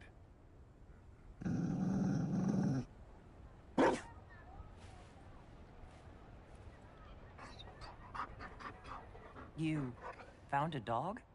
They don't breed Mabari in Olay. The merchant said he was abandoned.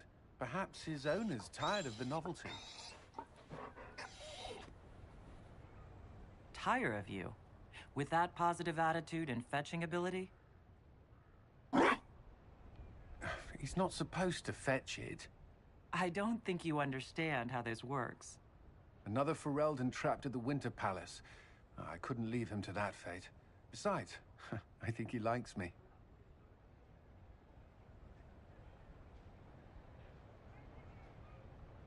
You could take him to Ferelden sometime. He should know where he came from. I did promise my sister a visit. She might try to spoil you. Remember who you report to.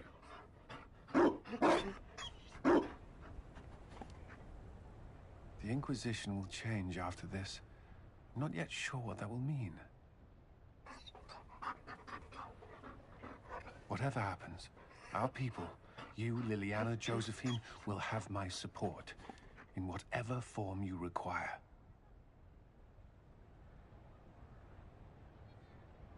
If your support comes with that of your new friend, I'm sold.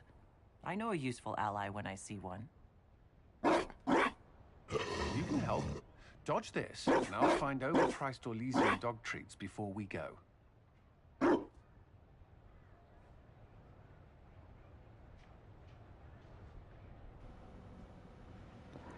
Oh, and hey, look who has overpriced Orlesian dog treats.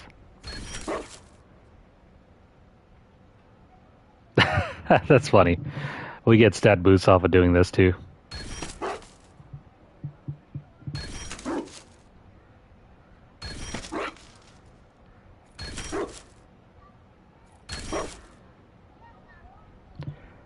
There is bound to be more somewhere around here. Be careful, Inquisitor. We have a ways to go yet. Yeah, the remakes of Dragon Quest have been announced for a while.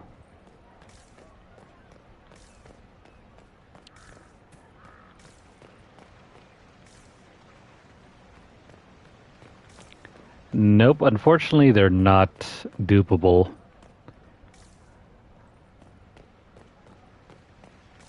Unlike weapons and armor.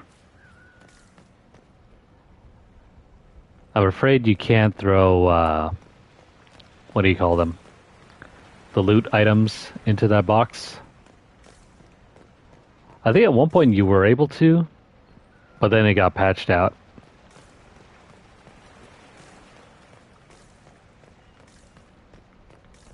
Anywho, let's continue looking around.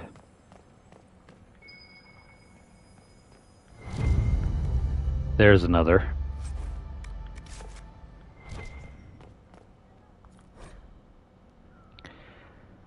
Chapter 11.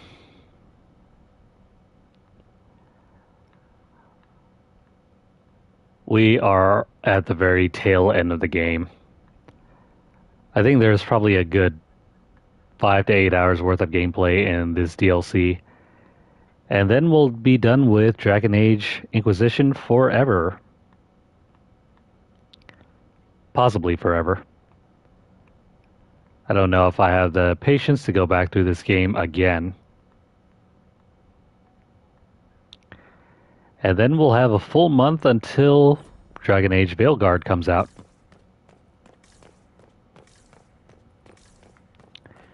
So far, the previews look positive. I'm hoping it'll stay that way.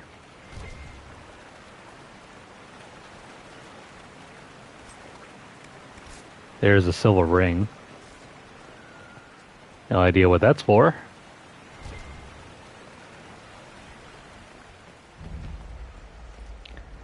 We are now in the baths. Hardin Hightown, number 15.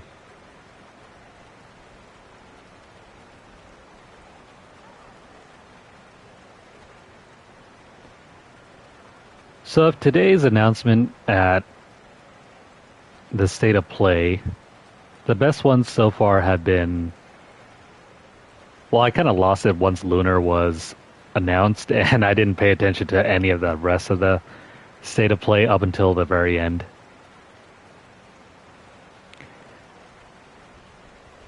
Of course, you have the new Ghost of Tsushima... what's it called? The Ghost of Tsushima sequel, Ghost of Yotei.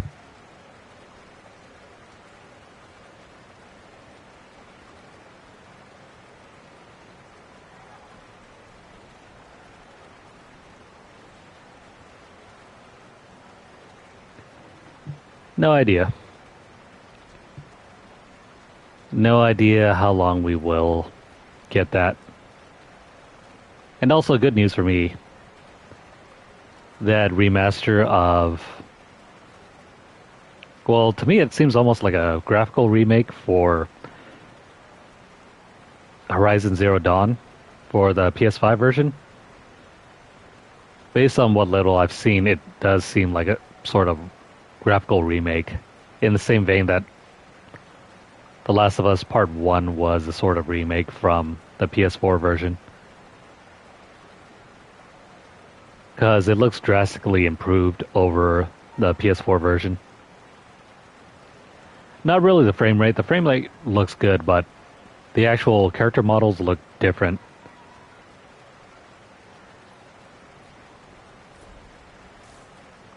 If you don't think so, go back and take a look at the character models for Horizon Zero Dawn on PlayStation 4.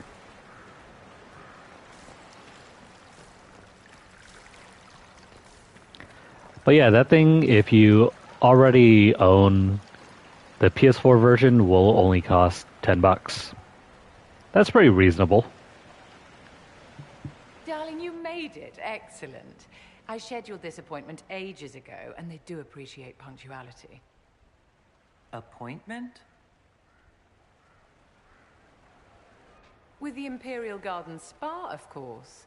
You work so hard, my dear. I wanted to treat you.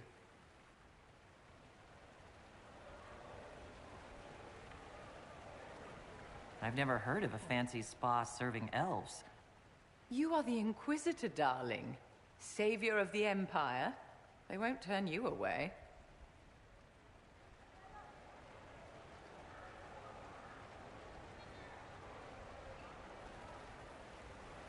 What are the cheese wheels for? It pains me that you even have to ask. You've clearly been living too long in barely civilized conditions. Did you hear something? Relax, darling. It's spa day. How have you been? It seems ages since we've spoken. I know you were cruelly disappointed when Solus left. I'm still not over what happened. You deserve so much better, darling. But let's not dwell on the past.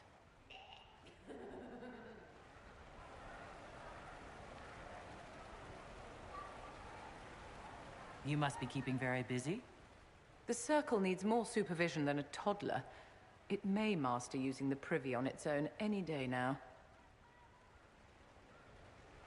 Don't you feel better, my dear? This place really does work miracles. What happened? Darling, it's spa day. Don't fret. You'll undo all the good they've done. Come along, Inquisitor. They have other appointments, you know.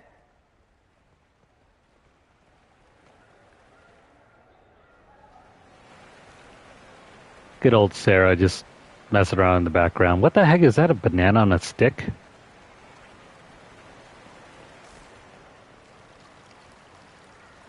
Yeah, what the heck?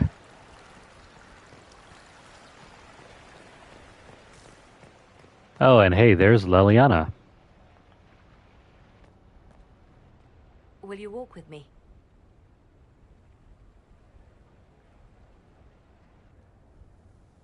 The first time I came to the Winter Palace, I was only 18. I was dazzled. Such rich hangings, splendid marble columns, more golden lions than I could count. It's all still here, still bright, but I no longer see that same palace. And that makes you sad. It is easier on the heart to just see gilding. Now all I can see are the knives in the shadows, the poison in jeweled goblets.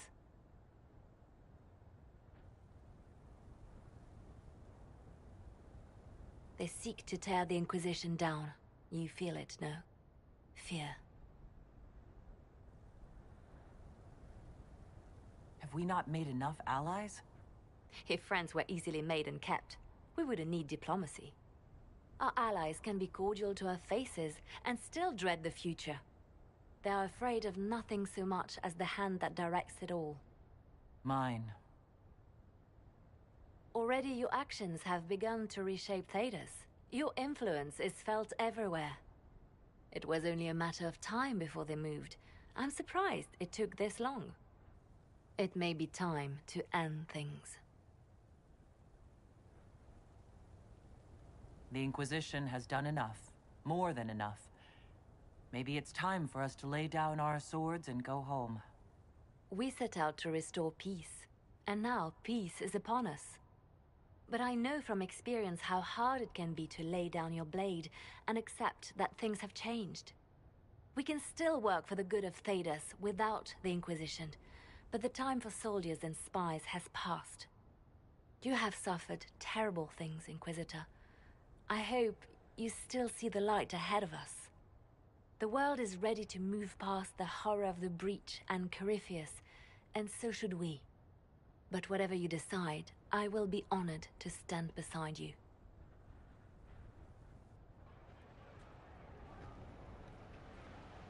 Well, that was new for me.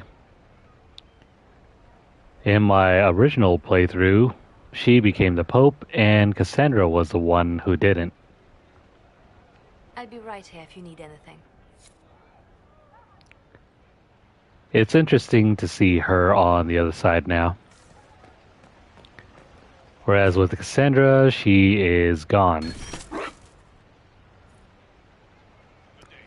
There's another bone.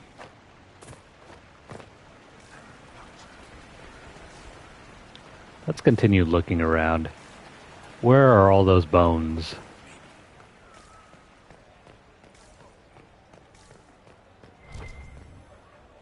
There's another one somewhere over here. A broken mask.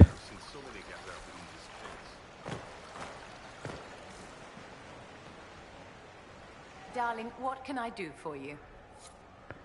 Also, it's nice to see Vivian over here just enjoying herself and not being a total stuck-up you-know-what.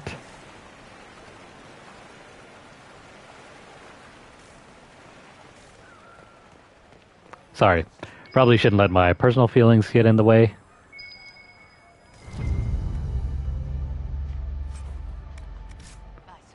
Do.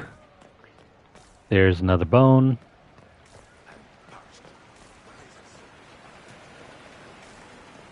But yeah, Vivian over there.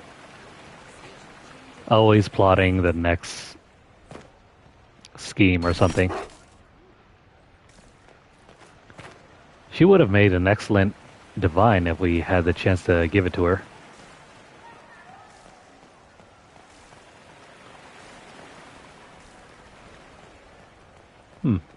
I think we've done all we can here. Let's move forward.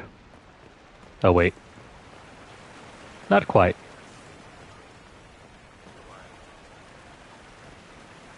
There's still more to explore. Like over here.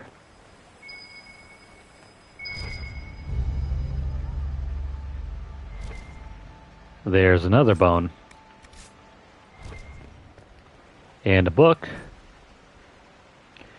Chapter 18.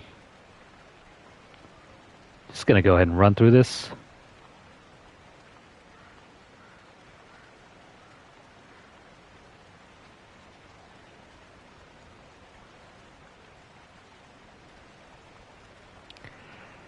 I mean, she's that one kind of friend that you keep at arm's length away. You don't get too close to her, but you develop a mutual respect for one another.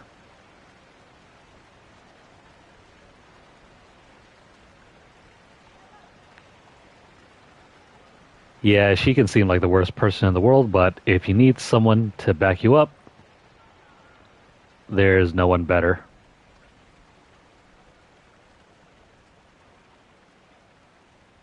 Well, I guess we can take a look around.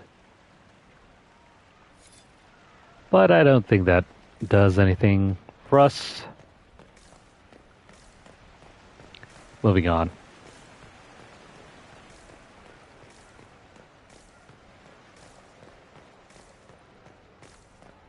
I thought we would have been able to speak one more time to Mother Giselle, but she's nowhere around here. There's something over there.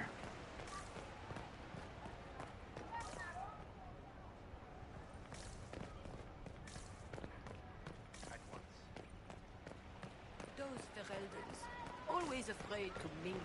Alright, I think we've spoken to everyone.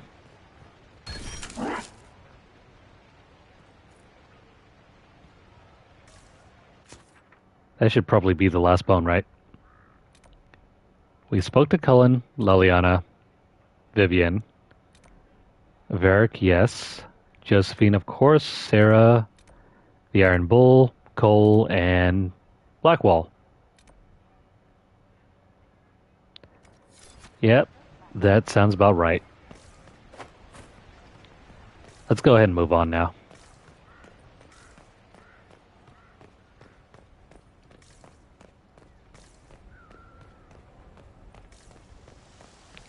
Up over here in this garden area,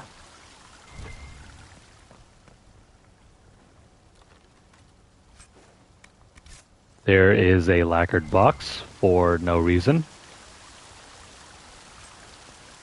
Some Caprice coins.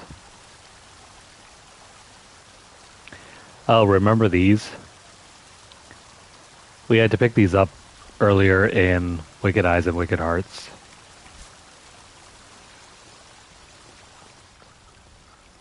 Don't think they're used for anything.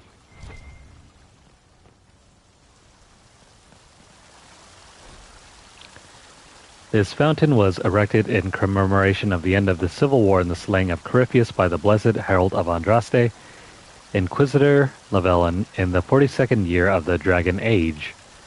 Let the song of its water be as laughter, let the cool of its stone be as memories gone.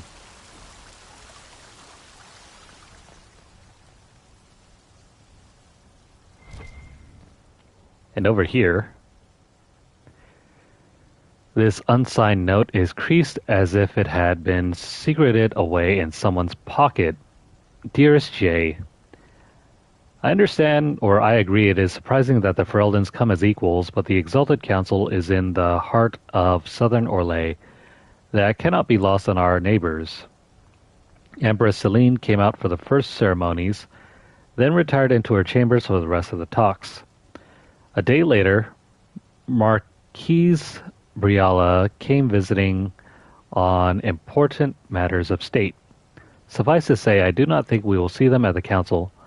Celine and the rabbit cavort like lovers half their age. Of course, the foolish assume our empress is so distracted that they might safely overreach themselves, an idea even more disastrous than the new carpeting in the north wing. Also that shade of lime, really? Oh, hey, look, it's Dorian. Orlais is on your side, Lord Parvis. The Inquisition's support is not a thing to lose lightly. Which is why the Orlesian court is circling it with a net and collar? But you'll have to excuse me. I see an old friend I must greet. Inquisitor, how long has it been? Don't actually tell me. I despise feeling old. It's good to see you, my friend. You arrived ahead of me. I hope all's well. It's everything I expected. We've been spared the burden of surprise. Orlais wants the Inquisition tamed, Ferelden wants it gone, the Chantry meddles, and Tevinter sends but one ambassador. That's me, by the way. A reward for my interest in the South. Thankfully, Ambassador Pavis is a token.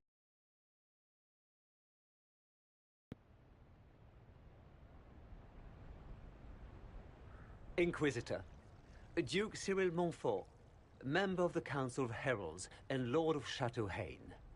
I have long followed your work. It is extraordinary. Is that sentiment shared by the rest of the court? Of course. Orlais wishes only to offer respectful guidance to the Inquisition.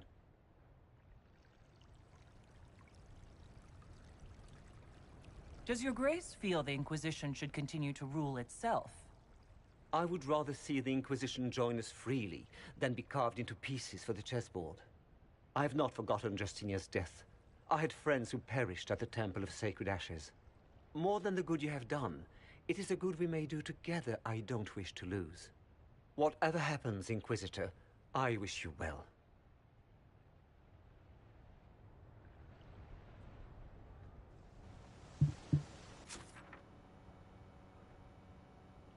Now that Dorian is back, let's catch up with him before we move on with the final ambassador.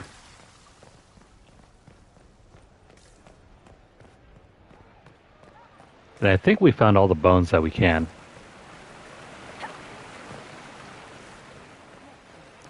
No matter.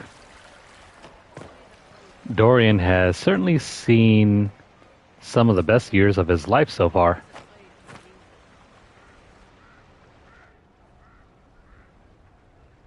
As the most eloquent dwarf you know, Sparkles... Speech! Speech! Way too much speech. Varric, there's really no need.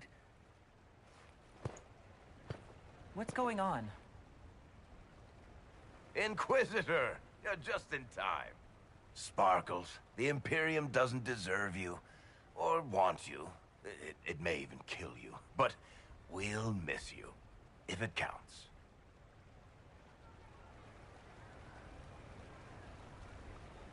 And you didn't know.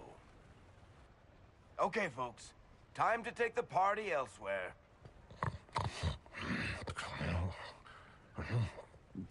Toma never wanted any. I swear. Leave him.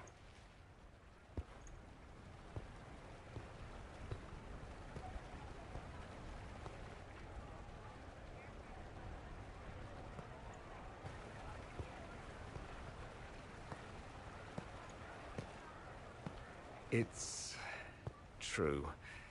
When the Exalted Council has ended, I'm going back to Tevinter. For good, this time.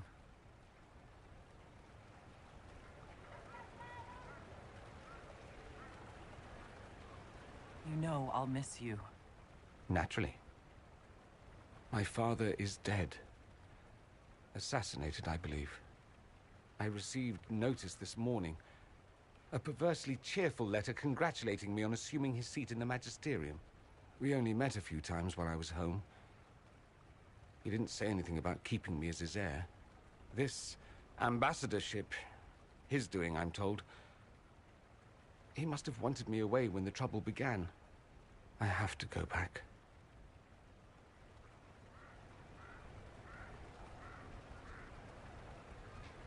So you'll truly be a Magister?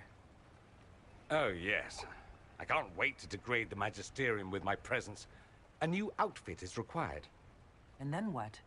I find my father's killers and kill them back. Then I find those giving Tevinter a bad name and kill them. They're most likely the same people, so that should make the job easier. You'll need help. I could go with you. Not this time, my friend. I won't be entirely without support. Mayveris has gathered other Magisters who feel as we do. We'll be an actual faction in the Magisterium. I'll teach them manners, take them shopping. It'll be fun. I know it was complicated, but I'm sorry about your father. Thank you. It still doesn't feel real. I wish you safe travels, and the best of luck. Oh, I'll need it, thank you. Magisters are tricksy bastards. A present. A going-away present. It's a sending crystal. Amazing what friendship with the Inquisition gives you access to. If I get in over my head, or you're overwhelmed with sorrow for lack of my velvety voice... Magic. What? You didn't think I would just leave and you'd never hear from me again, did you? You are my dearest friend. Perhaps my only friend. That will never change, no matter where we are. Now let's finish the good wine before the others get back.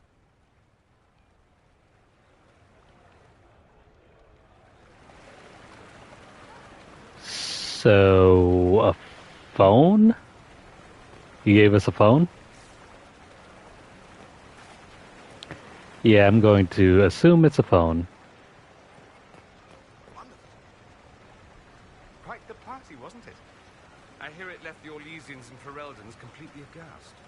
Andraste's herald, the Inquisitor, toasting a Tevinter Magister. Not a bad scandal to leave on.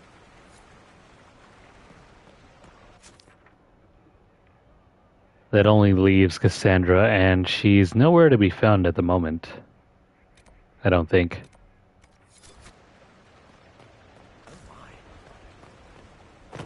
Let me double check over here.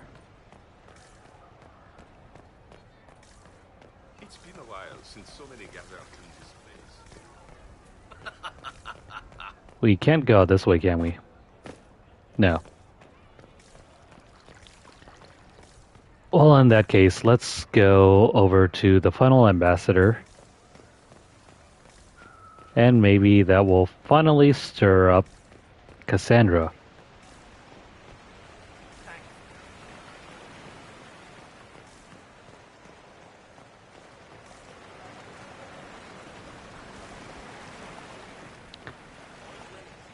Whoever designed this area had good taste.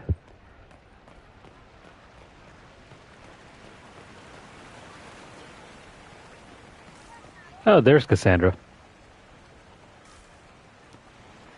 Can we look around first?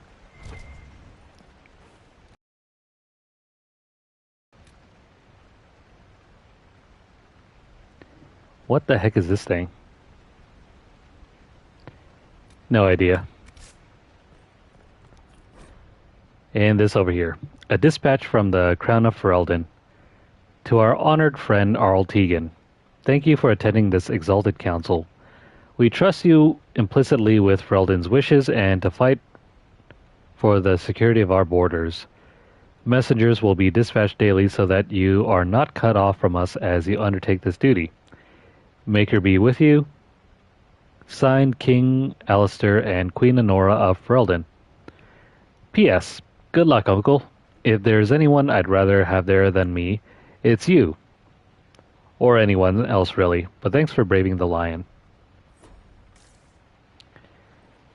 It would have been nice to see Alistair, but he didn't want to come along, I guess. Now Cassandra, the Pope. Divine Victoria, am I interrupting? Not at all. The Earl of Redcliffe was telling me of events in Venerim. He represents Ferelden at the summit. Inquisitor, good to meet you. How are things in Redcliffe, my lord? Blessedly quiet. The mayor conveys his greetings. Redcliffe remembers its savior.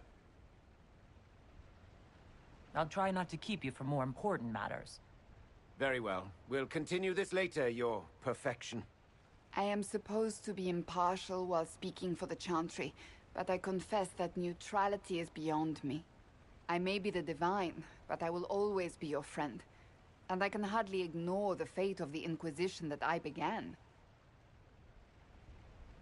Is there anything I can do to make your job easier? You could find me a sword and something to hit. I must attend to other matters. If you need me, I am ready to assist. Unconditionally. I'm glad you finally arrived, Inquisitor. The Crown's anxious for news.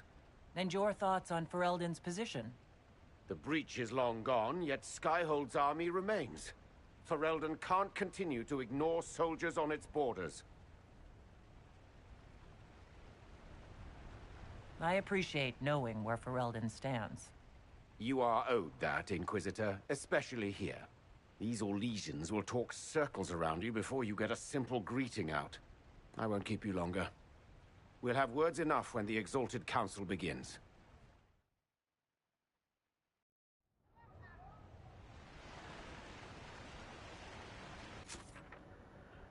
Alright. Before events truly begin, let me find Cassandra. Where is she?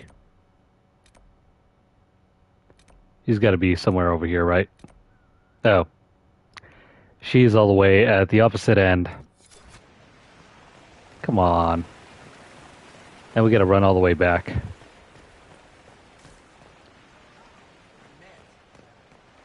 But I think we found all the dog treats.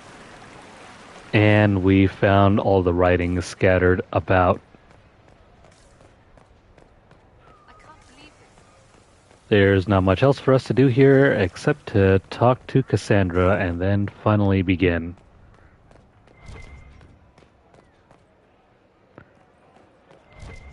I know this has been one hell of an intro, but it's a necessary one. Oh. Is everything all right? Yes. Well, I wanted to speak with you, and now you're here. This seems serious. It's not about me. It's about you. Maybe you should sit. I can stand. Maybe I should sit.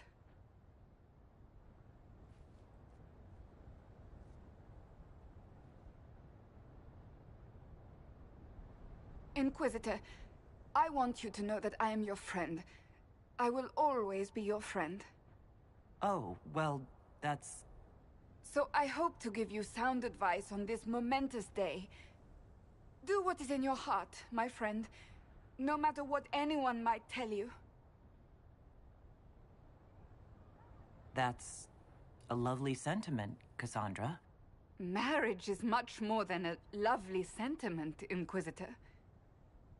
Marriage? I can't imagine who it is. Megan knows you've kept it secret, but if marriage is... You're not proposing to anyone. I am going to kill Varric. Why do I believe everything he says? Why? He said I was going to propose? He mentioned a proposal. I suppose I filled in the blanks. Or he did this on purpose. That dwarf gets entirely too much joy from my discomfort. I might get married. I've thought about it. I suspected as much.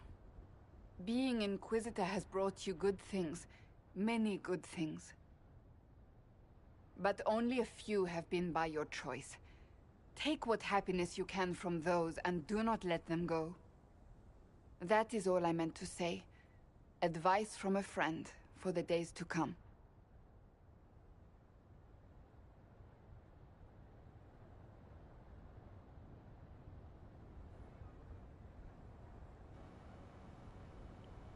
Poor Cassandra. Always being tricked by Varric.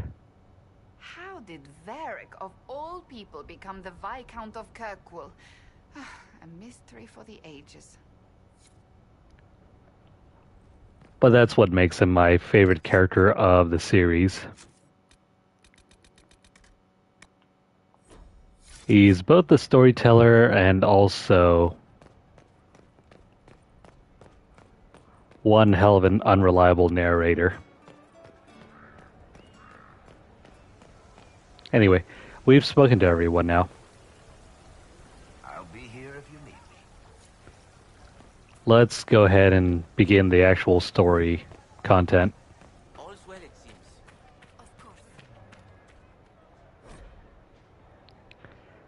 Starting the Exalted Council will lock off spending time with followers. Make sure you speak to everyone before doing this. Otherwise, it finally starts the story content and we can't catch up with everyone else anymore. I think that's also true for the doggy treats as well. Try to find all of them. Let's start.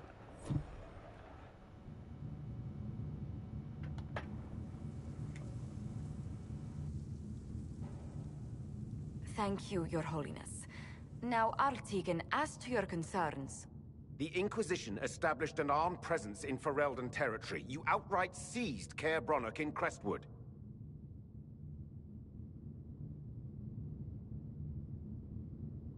Our goal was to keep more Ferelden citizens from dying, not to seize power. Your help was appreciated 2 years ago, Inquisitor. Now order has been restored, yet you remain.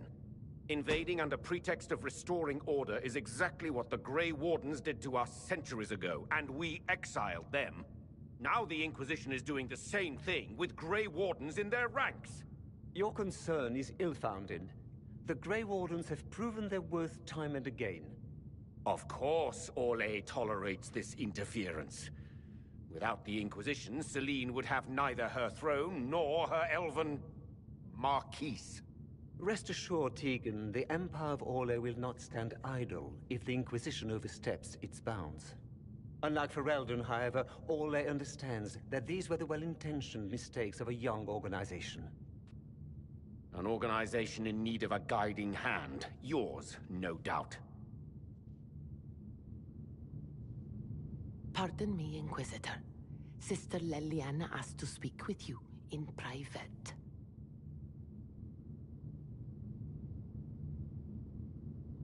Something has come up. I'll be back. What? This is highly irregular. Are we not even worth the Inquisitor's time?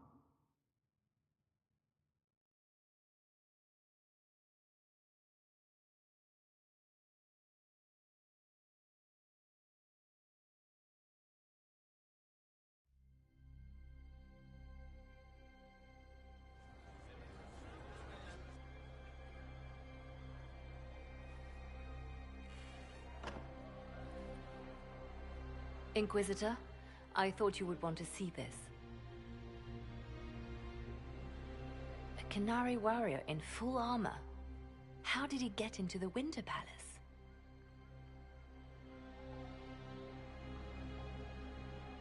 Would the Iron Bull know anything about this? I asked, and he is as surprised as we are. Since becoming Tal Vashoth, he has had no contact with his people. He seems frustrated at not knowing more. So what would the left hand of the Divine see when she looked at this? This is a warrior, not a spy. Part of the Antam, the Canary military. Most of his wounds come from a fight against someone using magic, but at least a few are from a blade. He was badly hurt, separated from his allies, and made it here before he died. But how? We need to find out what's going on. Can Josephine manage the diplomats while I look around? She will be fine. It's all speeches and posturing for the first few days anyway. I will ask Divine Victoria to call a recess for now. I will also have our friends ready themselves for battle if need be. You think that's likely? I think the Exalted Council may be more exciting than we expected.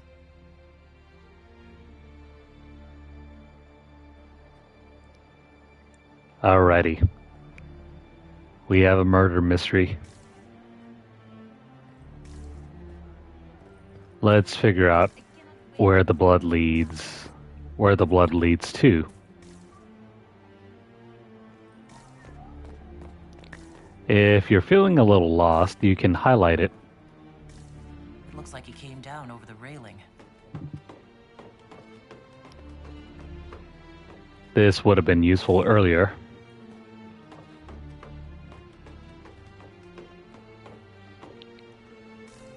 Better late than never.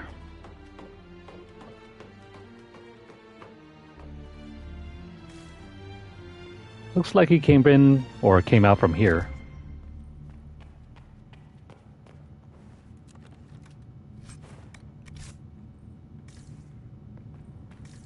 Well, just when you thought it was going to be happy sunshines and rainbows, someone died.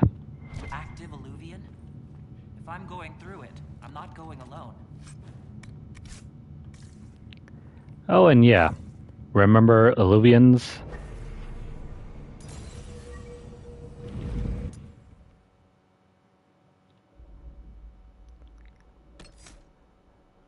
We're going to take our usual 3. And yes, you can bring along Cassandra for whatever reason. But Solus is still gone forever.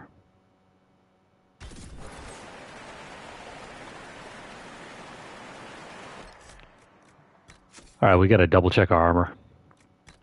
Everything got taken off. Where the heck is it?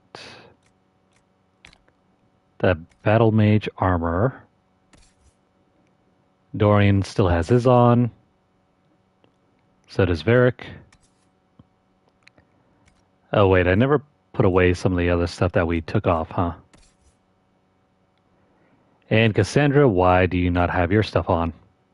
Oh, instead she also gets some new equipment as well. As she is the Pope, she gets some really nice looking armor too. I think the same is for Vivian as well if you bring her along. And she was made the Pope. Otherwise, we can throw on her new stuff.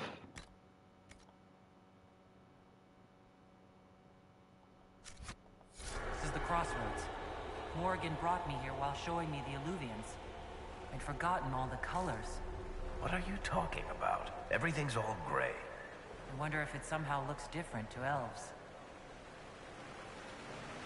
Yeah, I see colors here.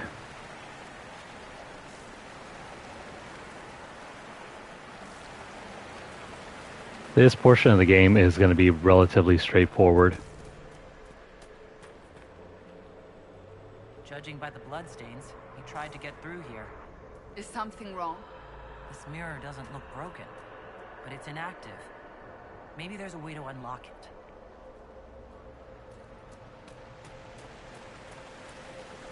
This DLC, in terms of quest structure, is linear. Far more linear than the main story content. It's actually... No, actually, I take that back. It's as straightforward as any of the other story quests.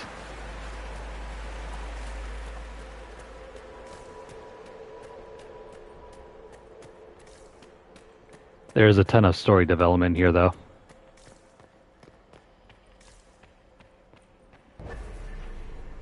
There's a pathway over here, but I don't think it's the one that we need to go into.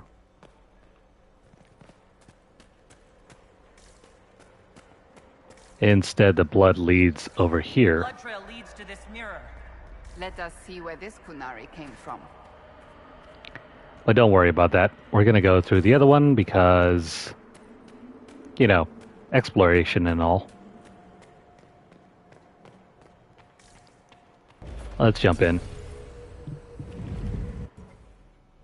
Not quite where we wanted to go, but still not bad.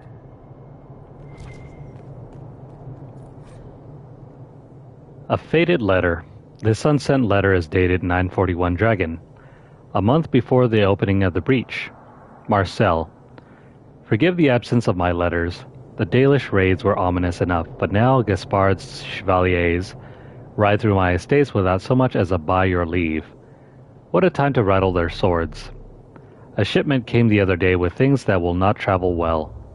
A rare Navarran miniature of Andraste, a triptych lattice of thinnest oak from Tevinter, and most wondrous of all, a pre-chantry full-length elven mirror. The mirror was discovered after an earthquake near Vol Dorma brought to light An unplundered elven ruin. I purchased the entire lot. There were some other minor artifacts and trinkets, and the mirror has quickly become my favorite. My wife insists we leave soon, and I suppose she is right, but I cannot bear to leave it behind. I will send for the mirror when I am safely in Val Royeaux, then throw a party where you can marvel at it yourself. Warmest regards, Yon.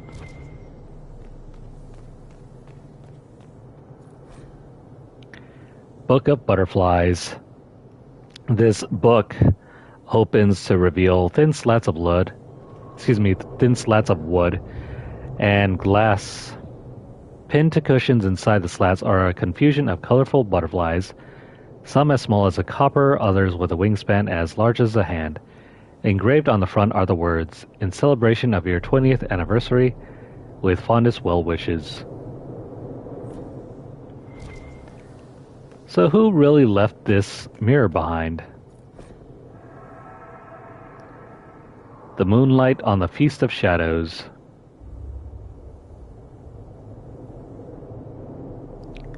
There's also text on the back.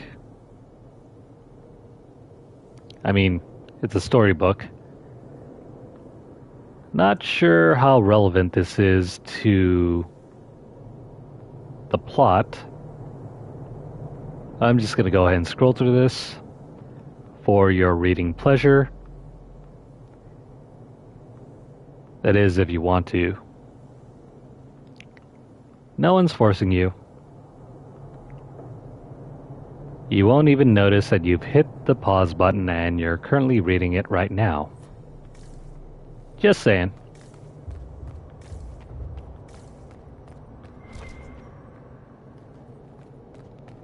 More loot. Gimme, gimme. Fade touched obsidian. Nice.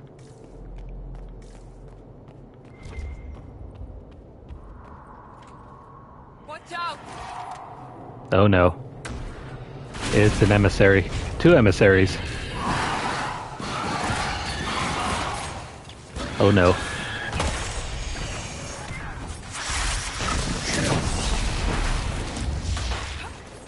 Well, this isn't very good.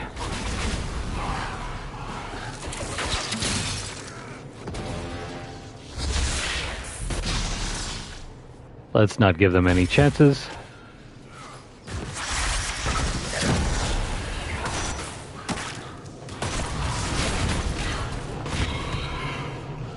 Oh crap. This is not going well.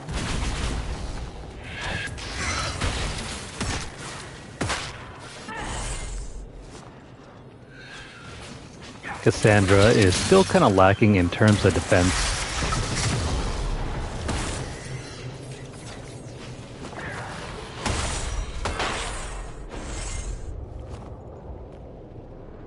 I hope that's not going to be the same way forever.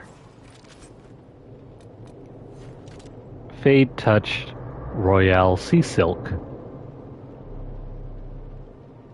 I mean, that's pretty cool. Not sure if we'll need it.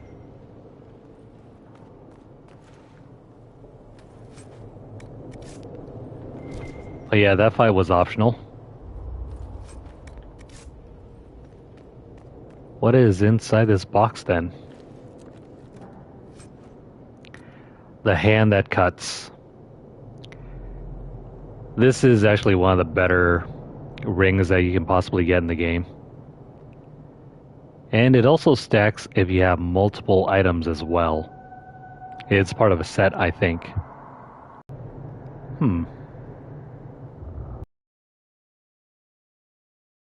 Writing on these papers aches to be looked at, shimmering slightly as if under an enchantment. The notes are handwritten, but each letter is as perfectly uniform as from a printing press. Notes on the first attempt. Improper valences on the bindings woven into the materials led to a catastrophic unraveling. The first batch is lost, but I will have supplies brought in from the same stock to illuminate whether the imperfection is within the materials or the enchantment. We have a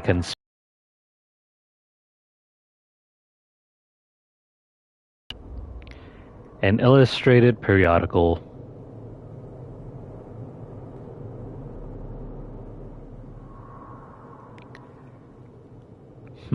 I don't think this is important. Yeah, it's just an illustrated official listing. I think throughout this DLC there are going to be like side branches from the main path where you can go and explore and collect even more of those set items.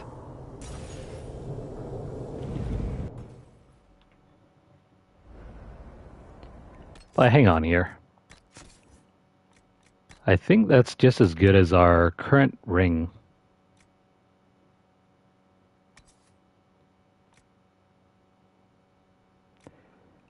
Yeah, it's worth just as much. But if you have even more items, this one gets even better. So I'm going to go ahead and replace the superb ring of critical damage. Not that one.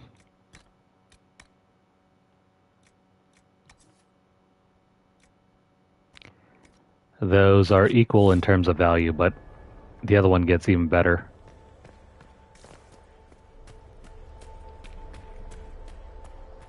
Now let's get back on track. We're supposed to go through this mirror over here.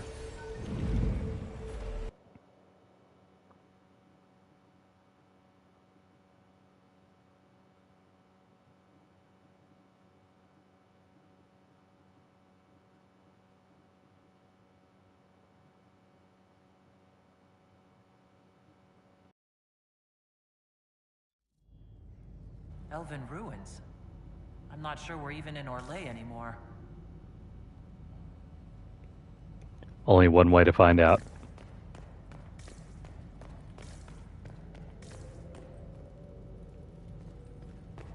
What is down over here? We have some side rooms, I think. Or not.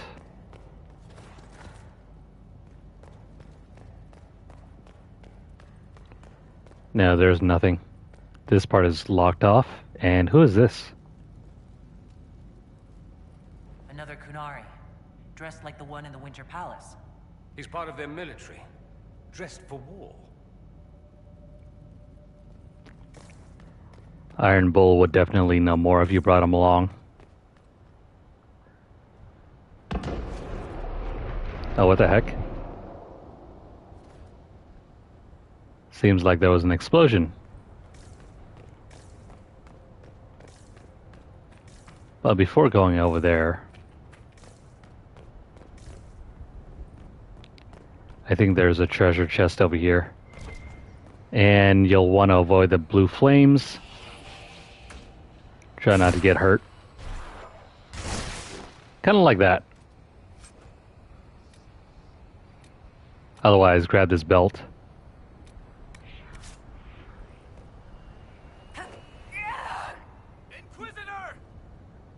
Yeah, that hurts pretty bad if you get caught up in the flames. I wonder if there's a way for us to return back home. I don't think so. I'm gonna have to try our best to not take any more damage, otherwise we're gonna keep getting killed.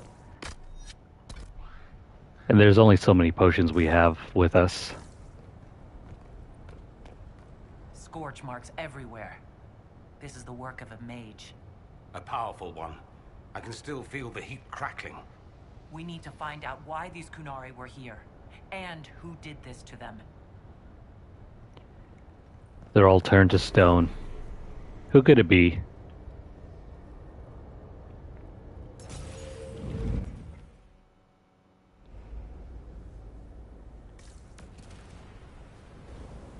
Over there, Kunari.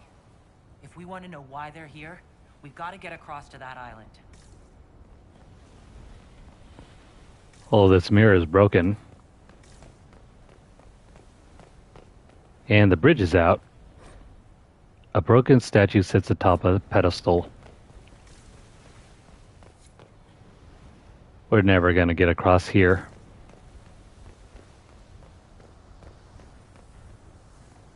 Instead, let's take this mirror over here.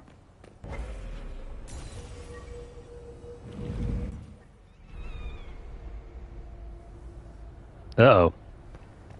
We're in for a fight. Or not. The elves bound a spirit here. It feels old. Very old. What does it want?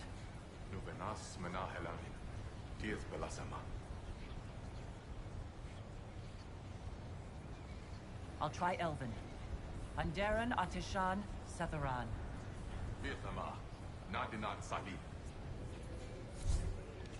Ah, crap.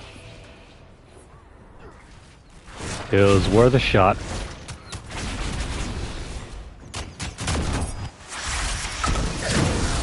Anyways, let's get rid of these guys.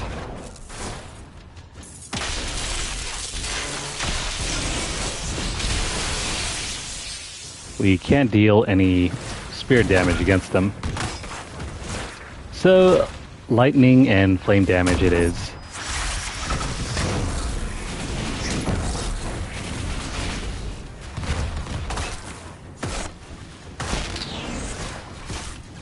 I mean, that does some.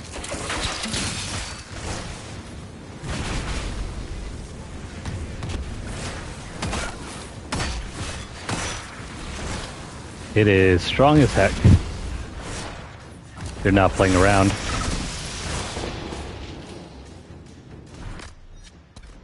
I think that spirit considered us intruders. To be fair, we are. It must have been set to guard something. What was it guarding?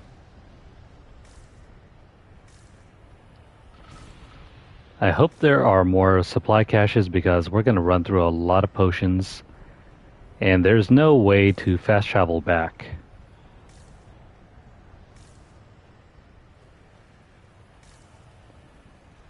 That's not a treasure chest, is it?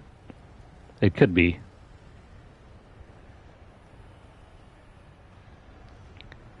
Over here is yet another treasure chest. Create a barrier. Jump and run. And grab this over here.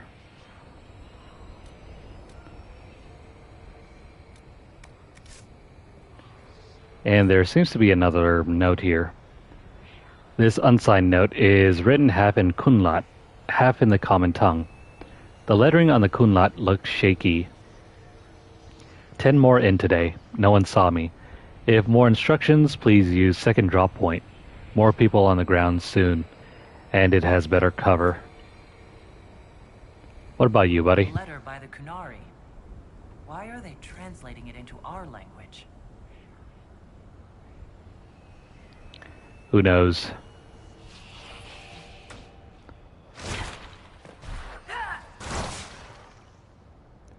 Yeah, you need both armor or guard plus a barrier to get through these flames.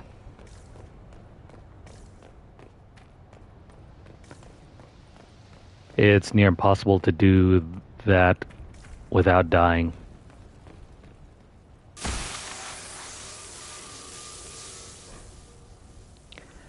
A wash of powerful magic carries an impression of welcome. Images flash by. Elven slaves fleeing to this place in ancient times, greeted by others who then tend their wounds. Words are not so much heard as felt. Fen Harel bids you welcome. Rest knowing the Dread Wolf guards you and his people guard this place. And his people guard this valley.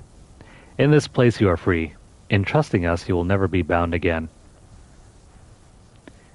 What is up with the Dread Wolf? And we already remember who the Dread Wolf is, right? That was like balefire. It claimed this was a refuge for elven slaves. You mean the ancient elves kept slaves? Maker's breath. One more thing never to tell Daisy. This whole valley was a sanctuary created by the Dread Wolf, Fen Harel. This doesn't make sense. In Dalish legends, Fen Harel is our god of misfortune.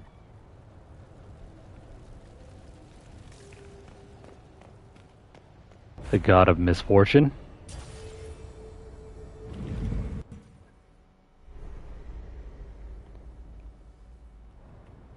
We are nowhere near close to... Short distance. That's the same lake we saw from the other tower. So the old elves had many uses for these devices. I was about to say we're nowhere near close to our goal. But moving on. There's something up there.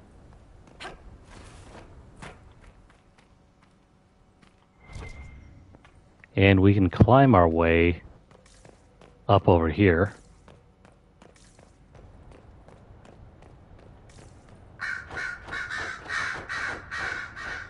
What's this? Wounds on the back, no blood on his sword. Someone took him by surprise. This can't have happened too long ago. The blood's not even dry. That was weird. Why is there purple stuff just floating by here? And that did nothing. We just ran around in a circle. No matter. Fen Harel created this valley. Now, why would he do that?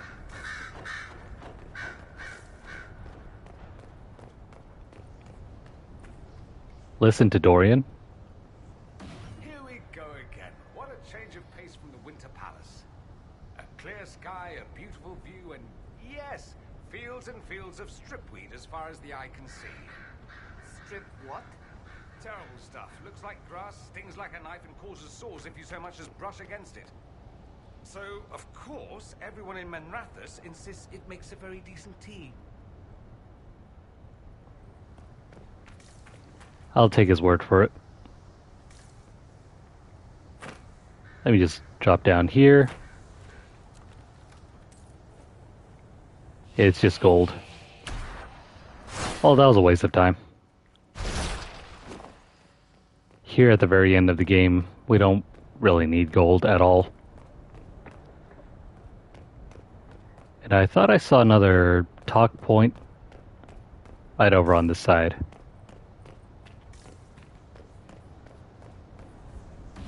So, we're getting the band back together. That's exciting. We are not a band of any sort. Just because you can't carry a tune, Seeker, doesn't mean you're not front and center in our band of misfits.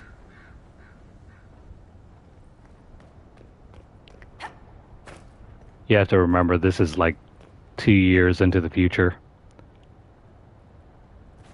They've had their fun with the Inquisition, but they've gone their separate paths ever since the end.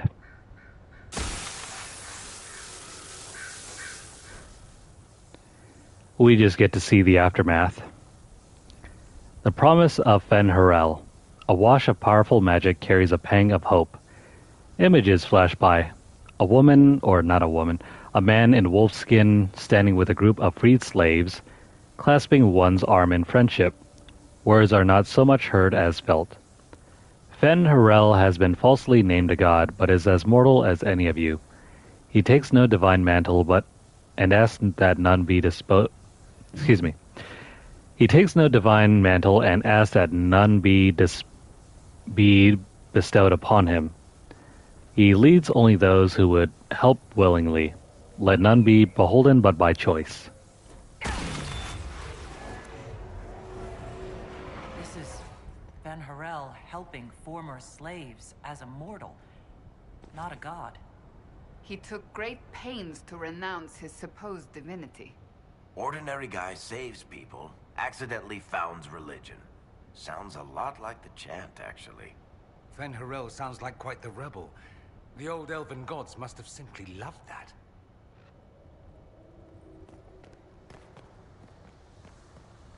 We're going to be learning more and more about who this mysterious Fen Harel is. Keep an eye out.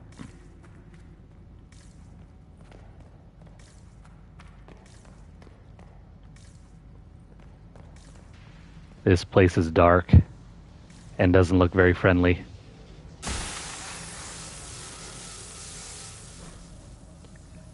A wash of powerful magic carries a sensation of bitter fury. Images flash by. Elven mages enslaving tens of thousands, making arrogant proclamations of godhood. Words are not so much heard as felt. The gods, our Avanuris, claim divinity, yet they are not but mortals powerful in magic who can die as you can. In this place we teach those who join us to unravel their lies.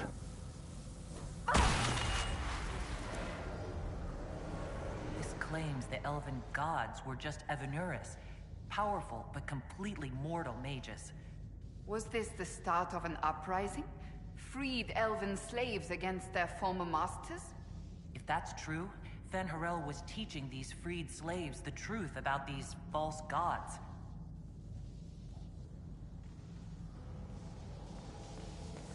False elven gods.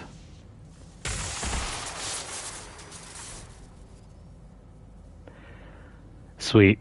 Now we get the best ability of all. The anchor discharge. The anchor now automatically generates focus over time. Discharge the accumulated focus with L2 plus L3. Discharging the anchor makes your party briefly invulnerable. See where I'm going with this? The anchor also glows brightly for a short time, lighting dark areas and revealing objects hidden there.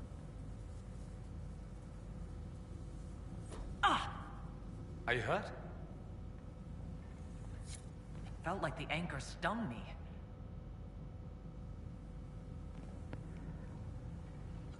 Let's test it out.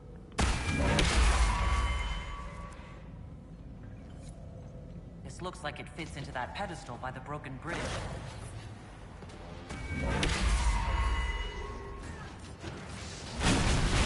Okay. Let's keep discharging this.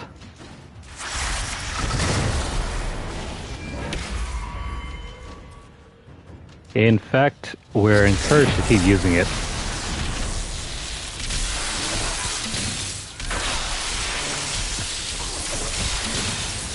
Might want to wait until you have full focus in order to use its fullest potential.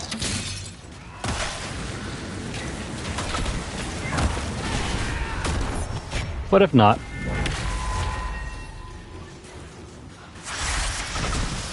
I mean, it's still pretty good.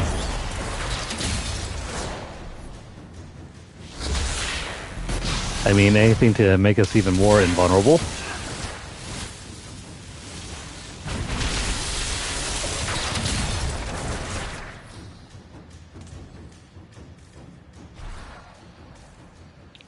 Alright, remember that thing that we saw was placed into a pedestal?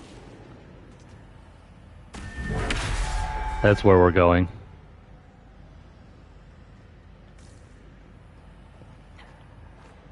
Let's make our way out. Also, look at the walls. There are hidden drawings and messages all around.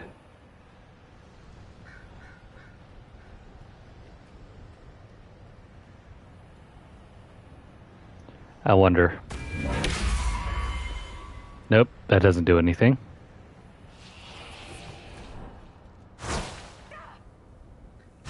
Let's return to the other bridge.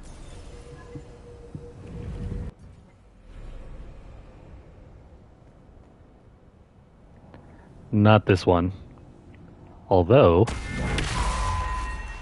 that doesn't do anything. And not there either. Gotta keep going back.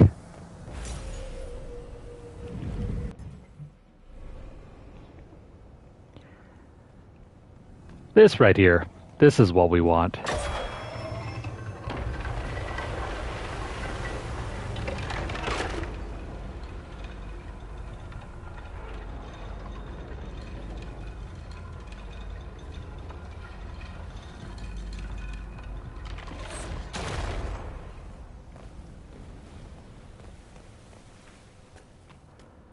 Now the bridge is complete, we can run across, but we're too late to stop the fight. Oh, but hey, we can refill up on our potions. Let's do that.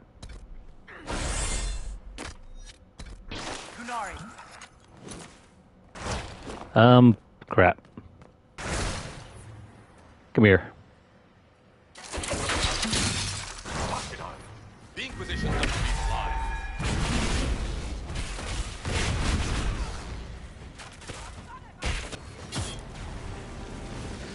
They can't fight us all.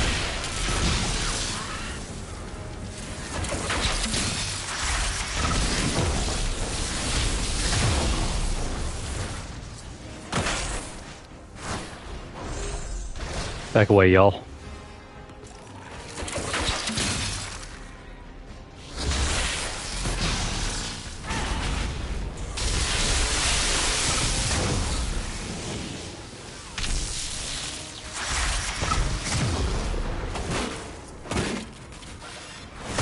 You're not going anywhere. And crap. Let me go pick up the potions before we continue forward.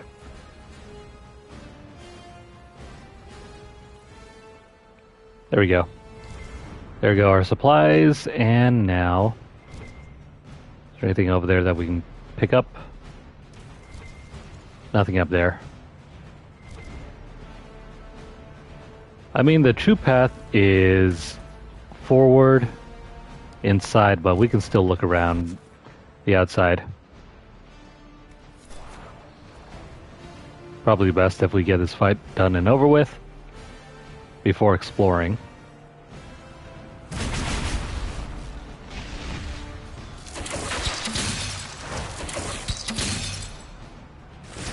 Oh no, you don't.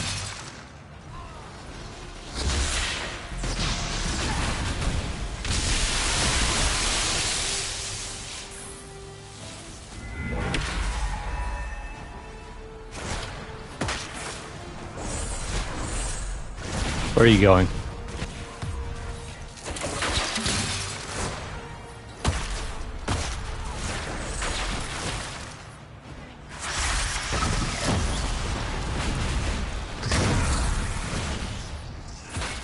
Gotta make sure we tackle everyone. Dang, that's not gonna help. This is why you want to have fire mines on the ready.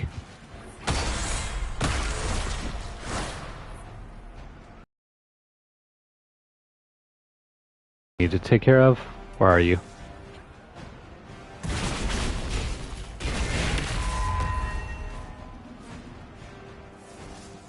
Oh no, you don't.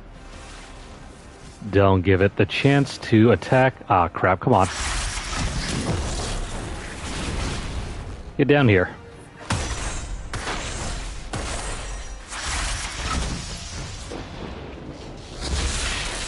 You can't get away that easily.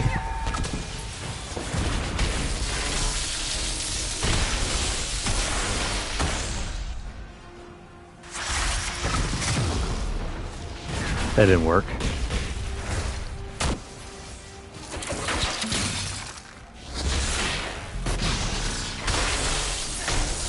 Stop running.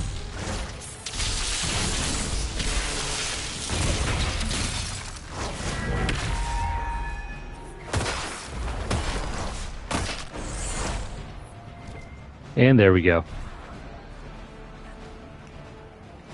I think that's everyone.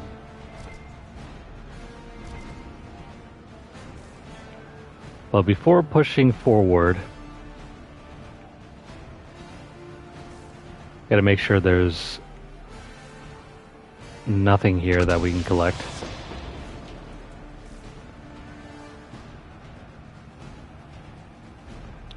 That's a weird looking tree. And there's another fight down over there. Don't worry, it doesn't concern us. We don't need to move in, do we? I guess we do. And that obviously does no damage. Deck.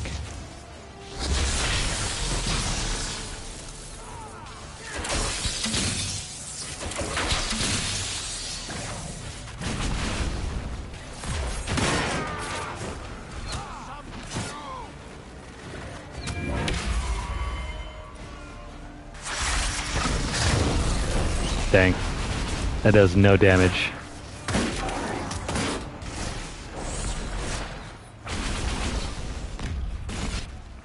Where'd the other guy go?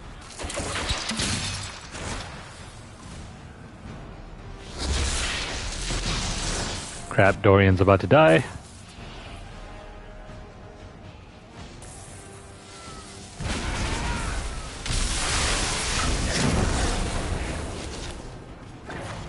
And there goes Dorian. Perhaps for his armor, I should have granted him some guard.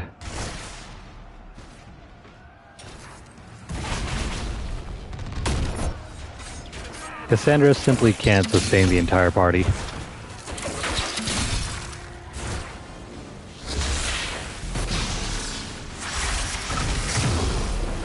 All sad to say.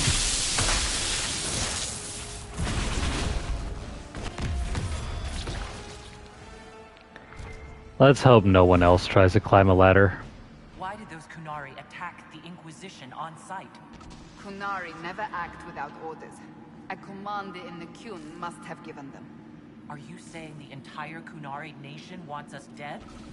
Well, at last the Inquisition and Tevinter have something in common.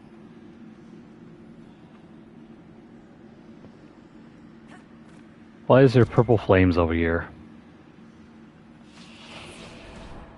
You know the reason.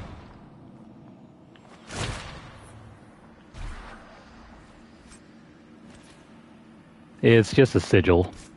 One that we've gotten before. Never mind then.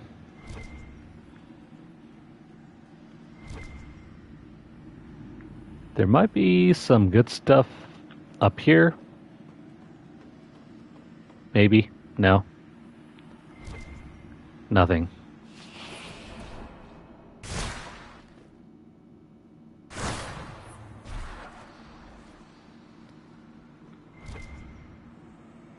We do, however, have some sort of puzzle.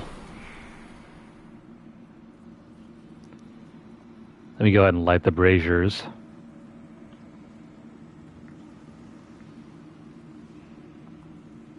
That's Fen Harel. Removing Dalish Valeslead. Solus said they were used to mark slaves. That's supposed to be Fen Harel. And the slaves. And who are these two figures over here?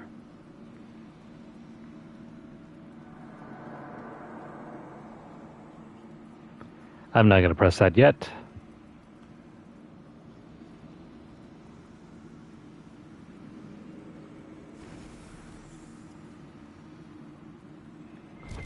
Is that all?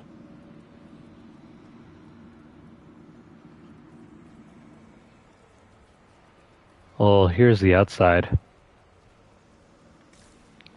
You know what? Since we're still over here, before I press that button over there, let's continue looking. I know we're going to have to run back in the other way where we came in, but I just want to be thorough. There's nothing wrong with being thorough, is there? By the way, is that a golden holla? Come here, you.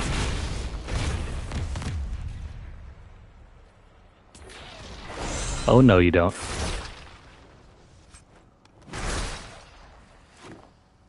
If you were ever curious about getting another golden holla hide, here is one you can get without screwing up one of your quests.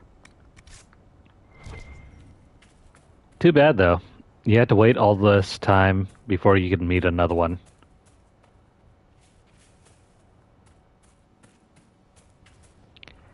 And we did have to wait forever. I wonder if there are any more. That looks like a regular one.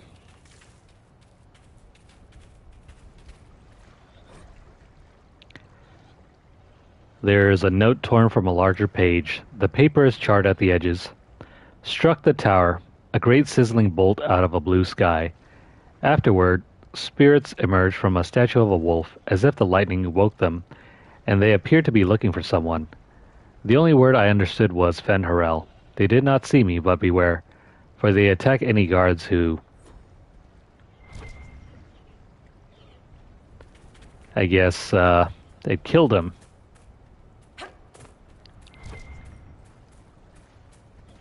Now this is why you also want to look around every nook and cranny. You never know when there's going to be like some note or collectible.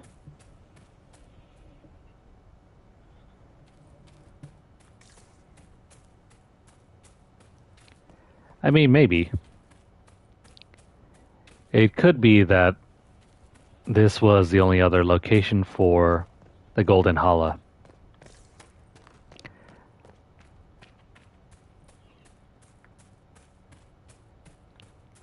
I'm going to take another look over on this side. And if there's nothing there, then we'll go inside.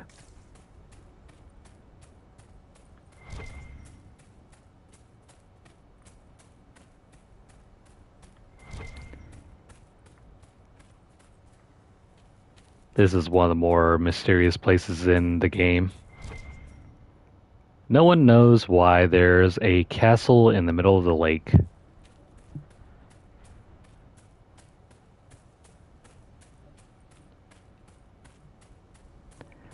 No, I don't think it's in the game because Golden Hide already has a specific masterwork associated with it.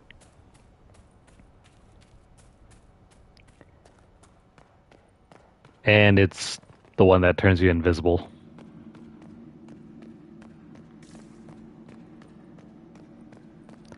Also, why is my hand still glowing?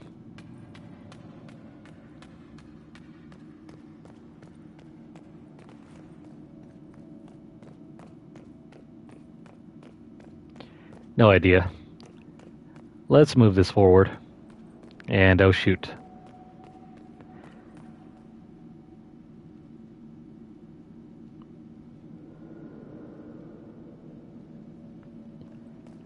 We're almost out of time for tonight.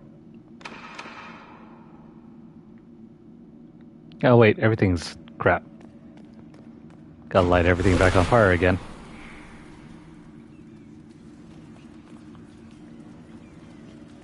Yeah, you have a fair point. Hogwarts is a castle in the middle of a lake.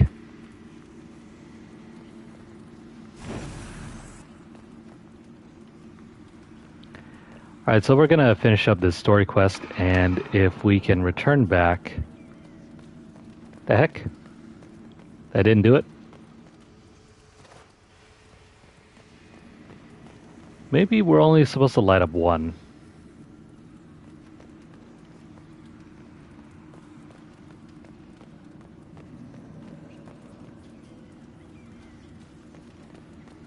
I wonder if that's the one. Yeah. You have to light up the one that meets his gaze. What's this? An arrow wood.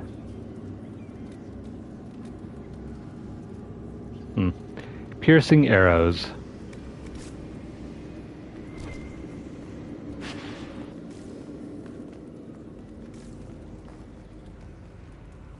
Down over here.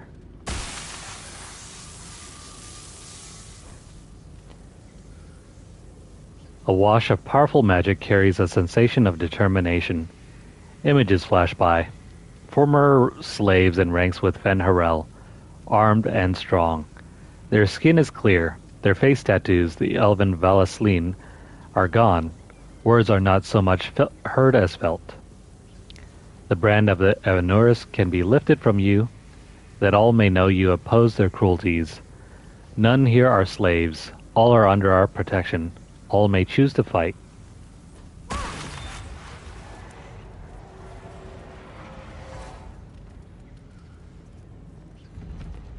Hidden weapons. These freed slaves actually fought back against the Evanuris posing as gods. Interesting word, Evanuris. If all it means is mage leader, well, they were basically magisters.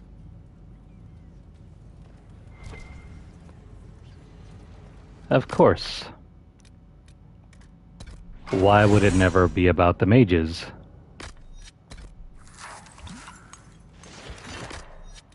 We're just going to go ahead and refill up on health.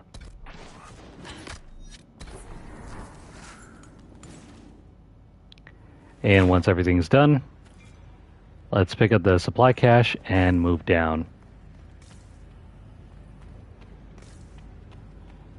Who or what the heck is that over there? We're in for another fight, aren't we? But before starting the fight, maybe there's treasure down here. I hope. I mean, there's a ton of money over here. That's got to count for something, right? But how do we get in?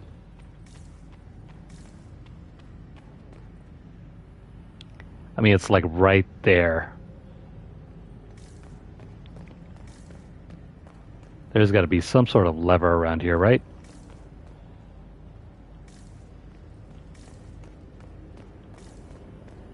I just need to find the lever.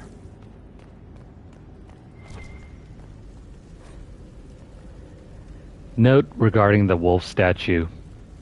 If you wish to move the statue, light the second sconce from the left as you face the wolf's head.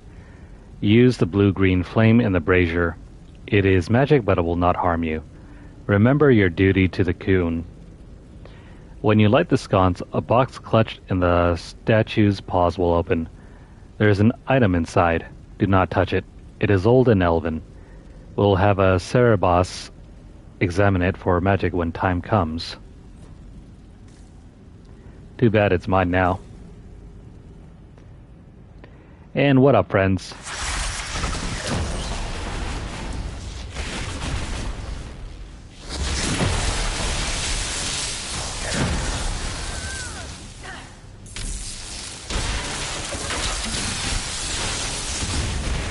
Man, they are very determined.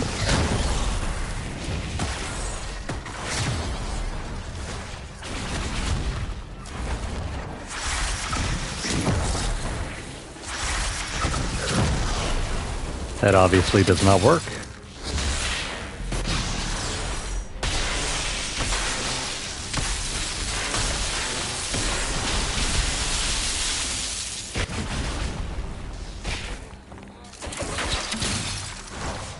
And down he goes.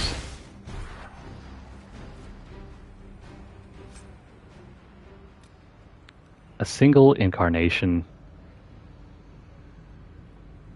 Might be good for Cassandra. This letter is written in both Kunlat and the Common Tongue. I have read your reports. Station your people in the abandoned elven towers by the lake. It is a short distance from its entrance to the mirror that connects it to Halam Sharal. We will need the space to lodge our people after infiltration is complete. There is a map of the crossroads at the bottom with an arrow from the Elven Ruins alluvion to the alluvion that leads to the Winter Palace. This letter says the Kunari came to these ruins because the alluvions connect to Halam Sharal. A staging ground for an invasion? It was some sort of infiltration. There's no more details.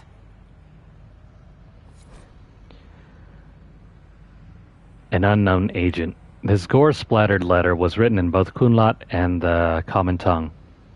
2 hours ago, an unknown intruder penetrated our defenses. Masked and cloaked, a mage. Used magic to awaken spirits and turn them against us. Intruder moved as if they knew this place. Fled after spirits awoke. Dozens dead. Spirits keep attacking. Engagement not wrecking. The rest of the letter is illegible. The blood is still wet. A note about an unknown intruder coming through an alluvion. They turned spirits against us, then fled. It must be a mage. They killed any Kunari in the way and let the spirits do the rest. Two parties then. The Kunari and a mystery agent determined to stop them. Come on. We have to warn people about the Kunari's designs on the Winter Palace. Before we move on, let me see if I can open up this gate. There's got to be some way, right? Elven Mountain Ruins.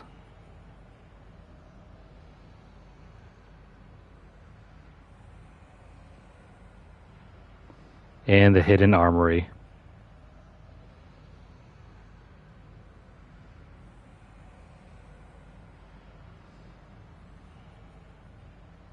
Oh, never mind.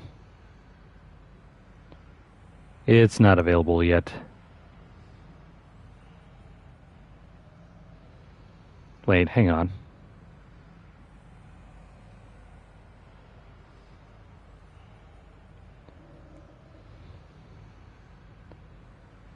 Hang on a moment.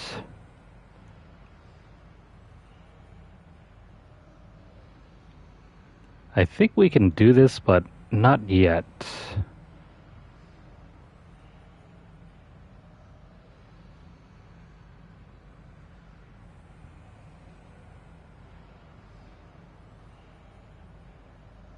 Hang on. Do. Never mind. You need a specific ability in order to get inside this room.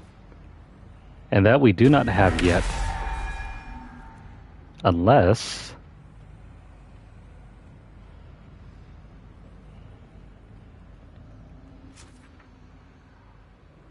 in order to get to it, we have to go down out over here. There's going to be like a section down by the water.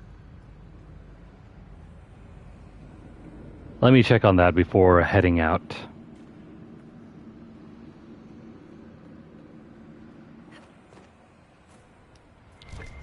That way next time if we want to return to this place, we can. It's going to be down over here somewhere.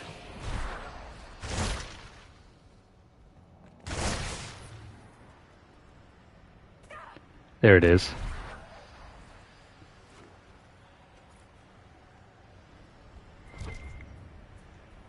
Let me just pick up the silverite, and it's this place. As you can see, our ability cannot blow stuff up yet. It's going to be a while. But once you can, you're supposed to come over here and blast these two things.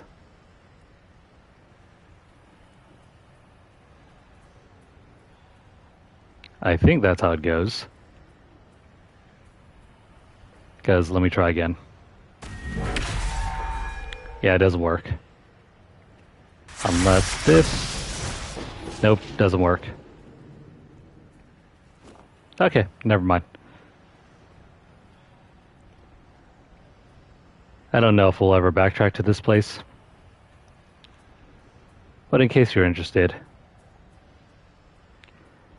Now we have to go back to Leliana. Once we do that, I think that will be good enough for our session tonight. I gotta be up early tomorrow anyway for work.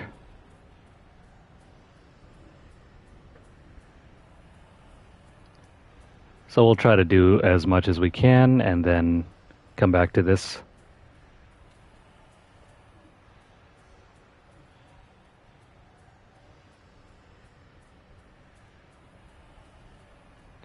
Where is the doorway?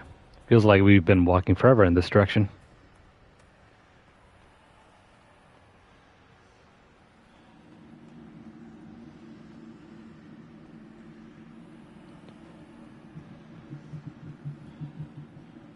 Since we've unlocked the path in and out of this area, we can always return whenever it's convenient. This place will not be locked off, I think, even if you progress past several more story beats.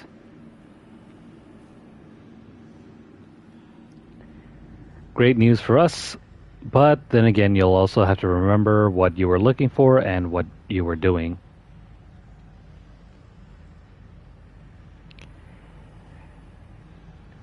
In that respect, you might not even remember. I cannot even tell you how good it is to be an armor again instead of fancy vestments. You mean you didn't just wear armor under your robes? I'm shocked. I tried. It was much too hot. Those two need to get a room.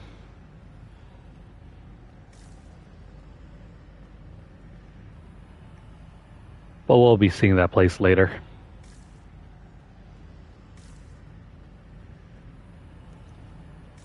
For now, let's step through.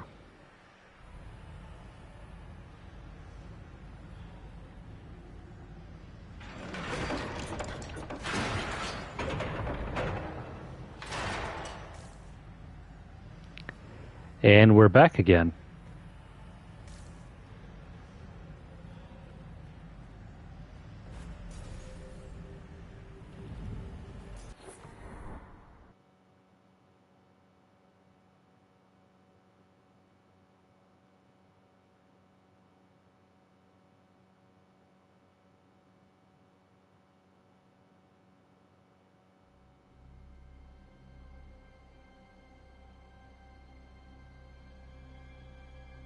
One dead Canary was bad enough.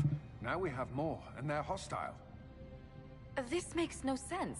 The Canary may not be friendly to the Inquisition, but they have no reason to attack us.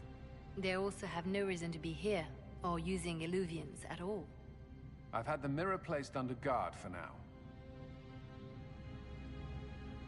I just wanted the Exalted Council to go smoothly. We must ensure that the Canary do not disrupt the negotiations. The Exalted Council is in a very delicate state. I'm certain you can soothe the nobles' ruffled feathers while we solve the real problem. Not when the Inquisitor insults everyone present by walking out in the middle of the talks. Our only advantage is that Orlais and Ferelden are divided in goal and grievance. If they unite against us, Divine Victoria will have no choice but to support their claims. We could lose everything.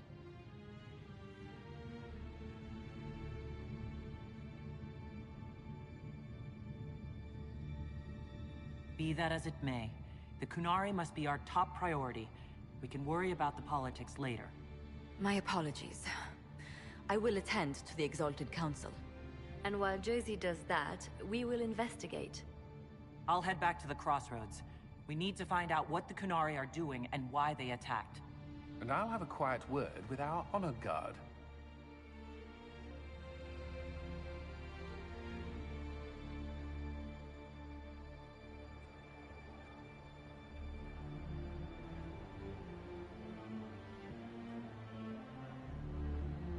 We'll have to wait until next time to continue this plot thread.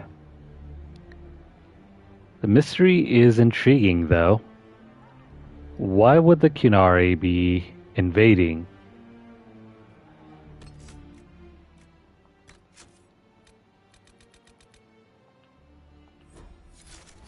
This is a bit of a spoiler, but if you did not save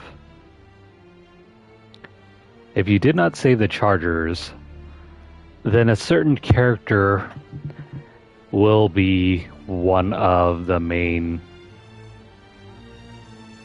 enemies during this whole situation here.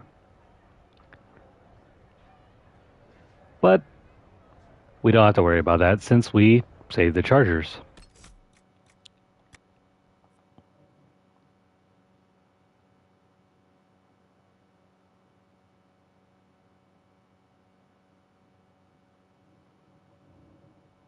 Anyway, that is going to be all for tonight and the first phase of DLC number 3. If you're currently watching this on YouTube, please like the video.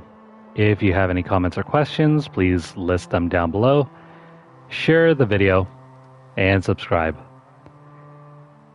And if you have missed out on any of our previous play sessions with Dragon Age Inquisition, check out our playlist. Or if you want, you can check out some of our other videos on our channel. If you're over on Twitter, follow us at twitter.com/LunarlightGames. Over there you'll find deals, discounts, as well as news stories about the gaming world, as well as the odd giveaway we run from time to time. Check out the pinned post for more information, or hit up our hashtag LunarlightVault for more info. If you'd like to help sponsor our giveaways, or if you'd like to help sponsor our channel in general, you can do so by dropping a donation over at paypal.me/LunarlightGames. Or you can purchase a super chat or a super thanks or even a channel membership for ongoing support. But if not, don't worry about it. Please continue watching our content and also subscribe. Follow us at our backup channel at Lunarlight Games. That is at twitch.tv/LunarlightGames.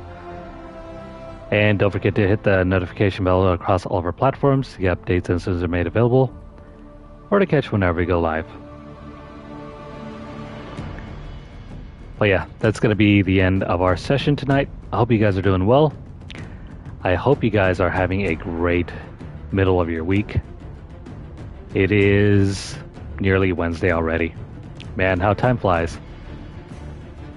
But we'll definitely finish this DLC sometime this week. I have like the next 4 days off after Wednesday. So you can rest assured we'll be playing more. For now, take care. And we'll see you guys again next time. Have a great night.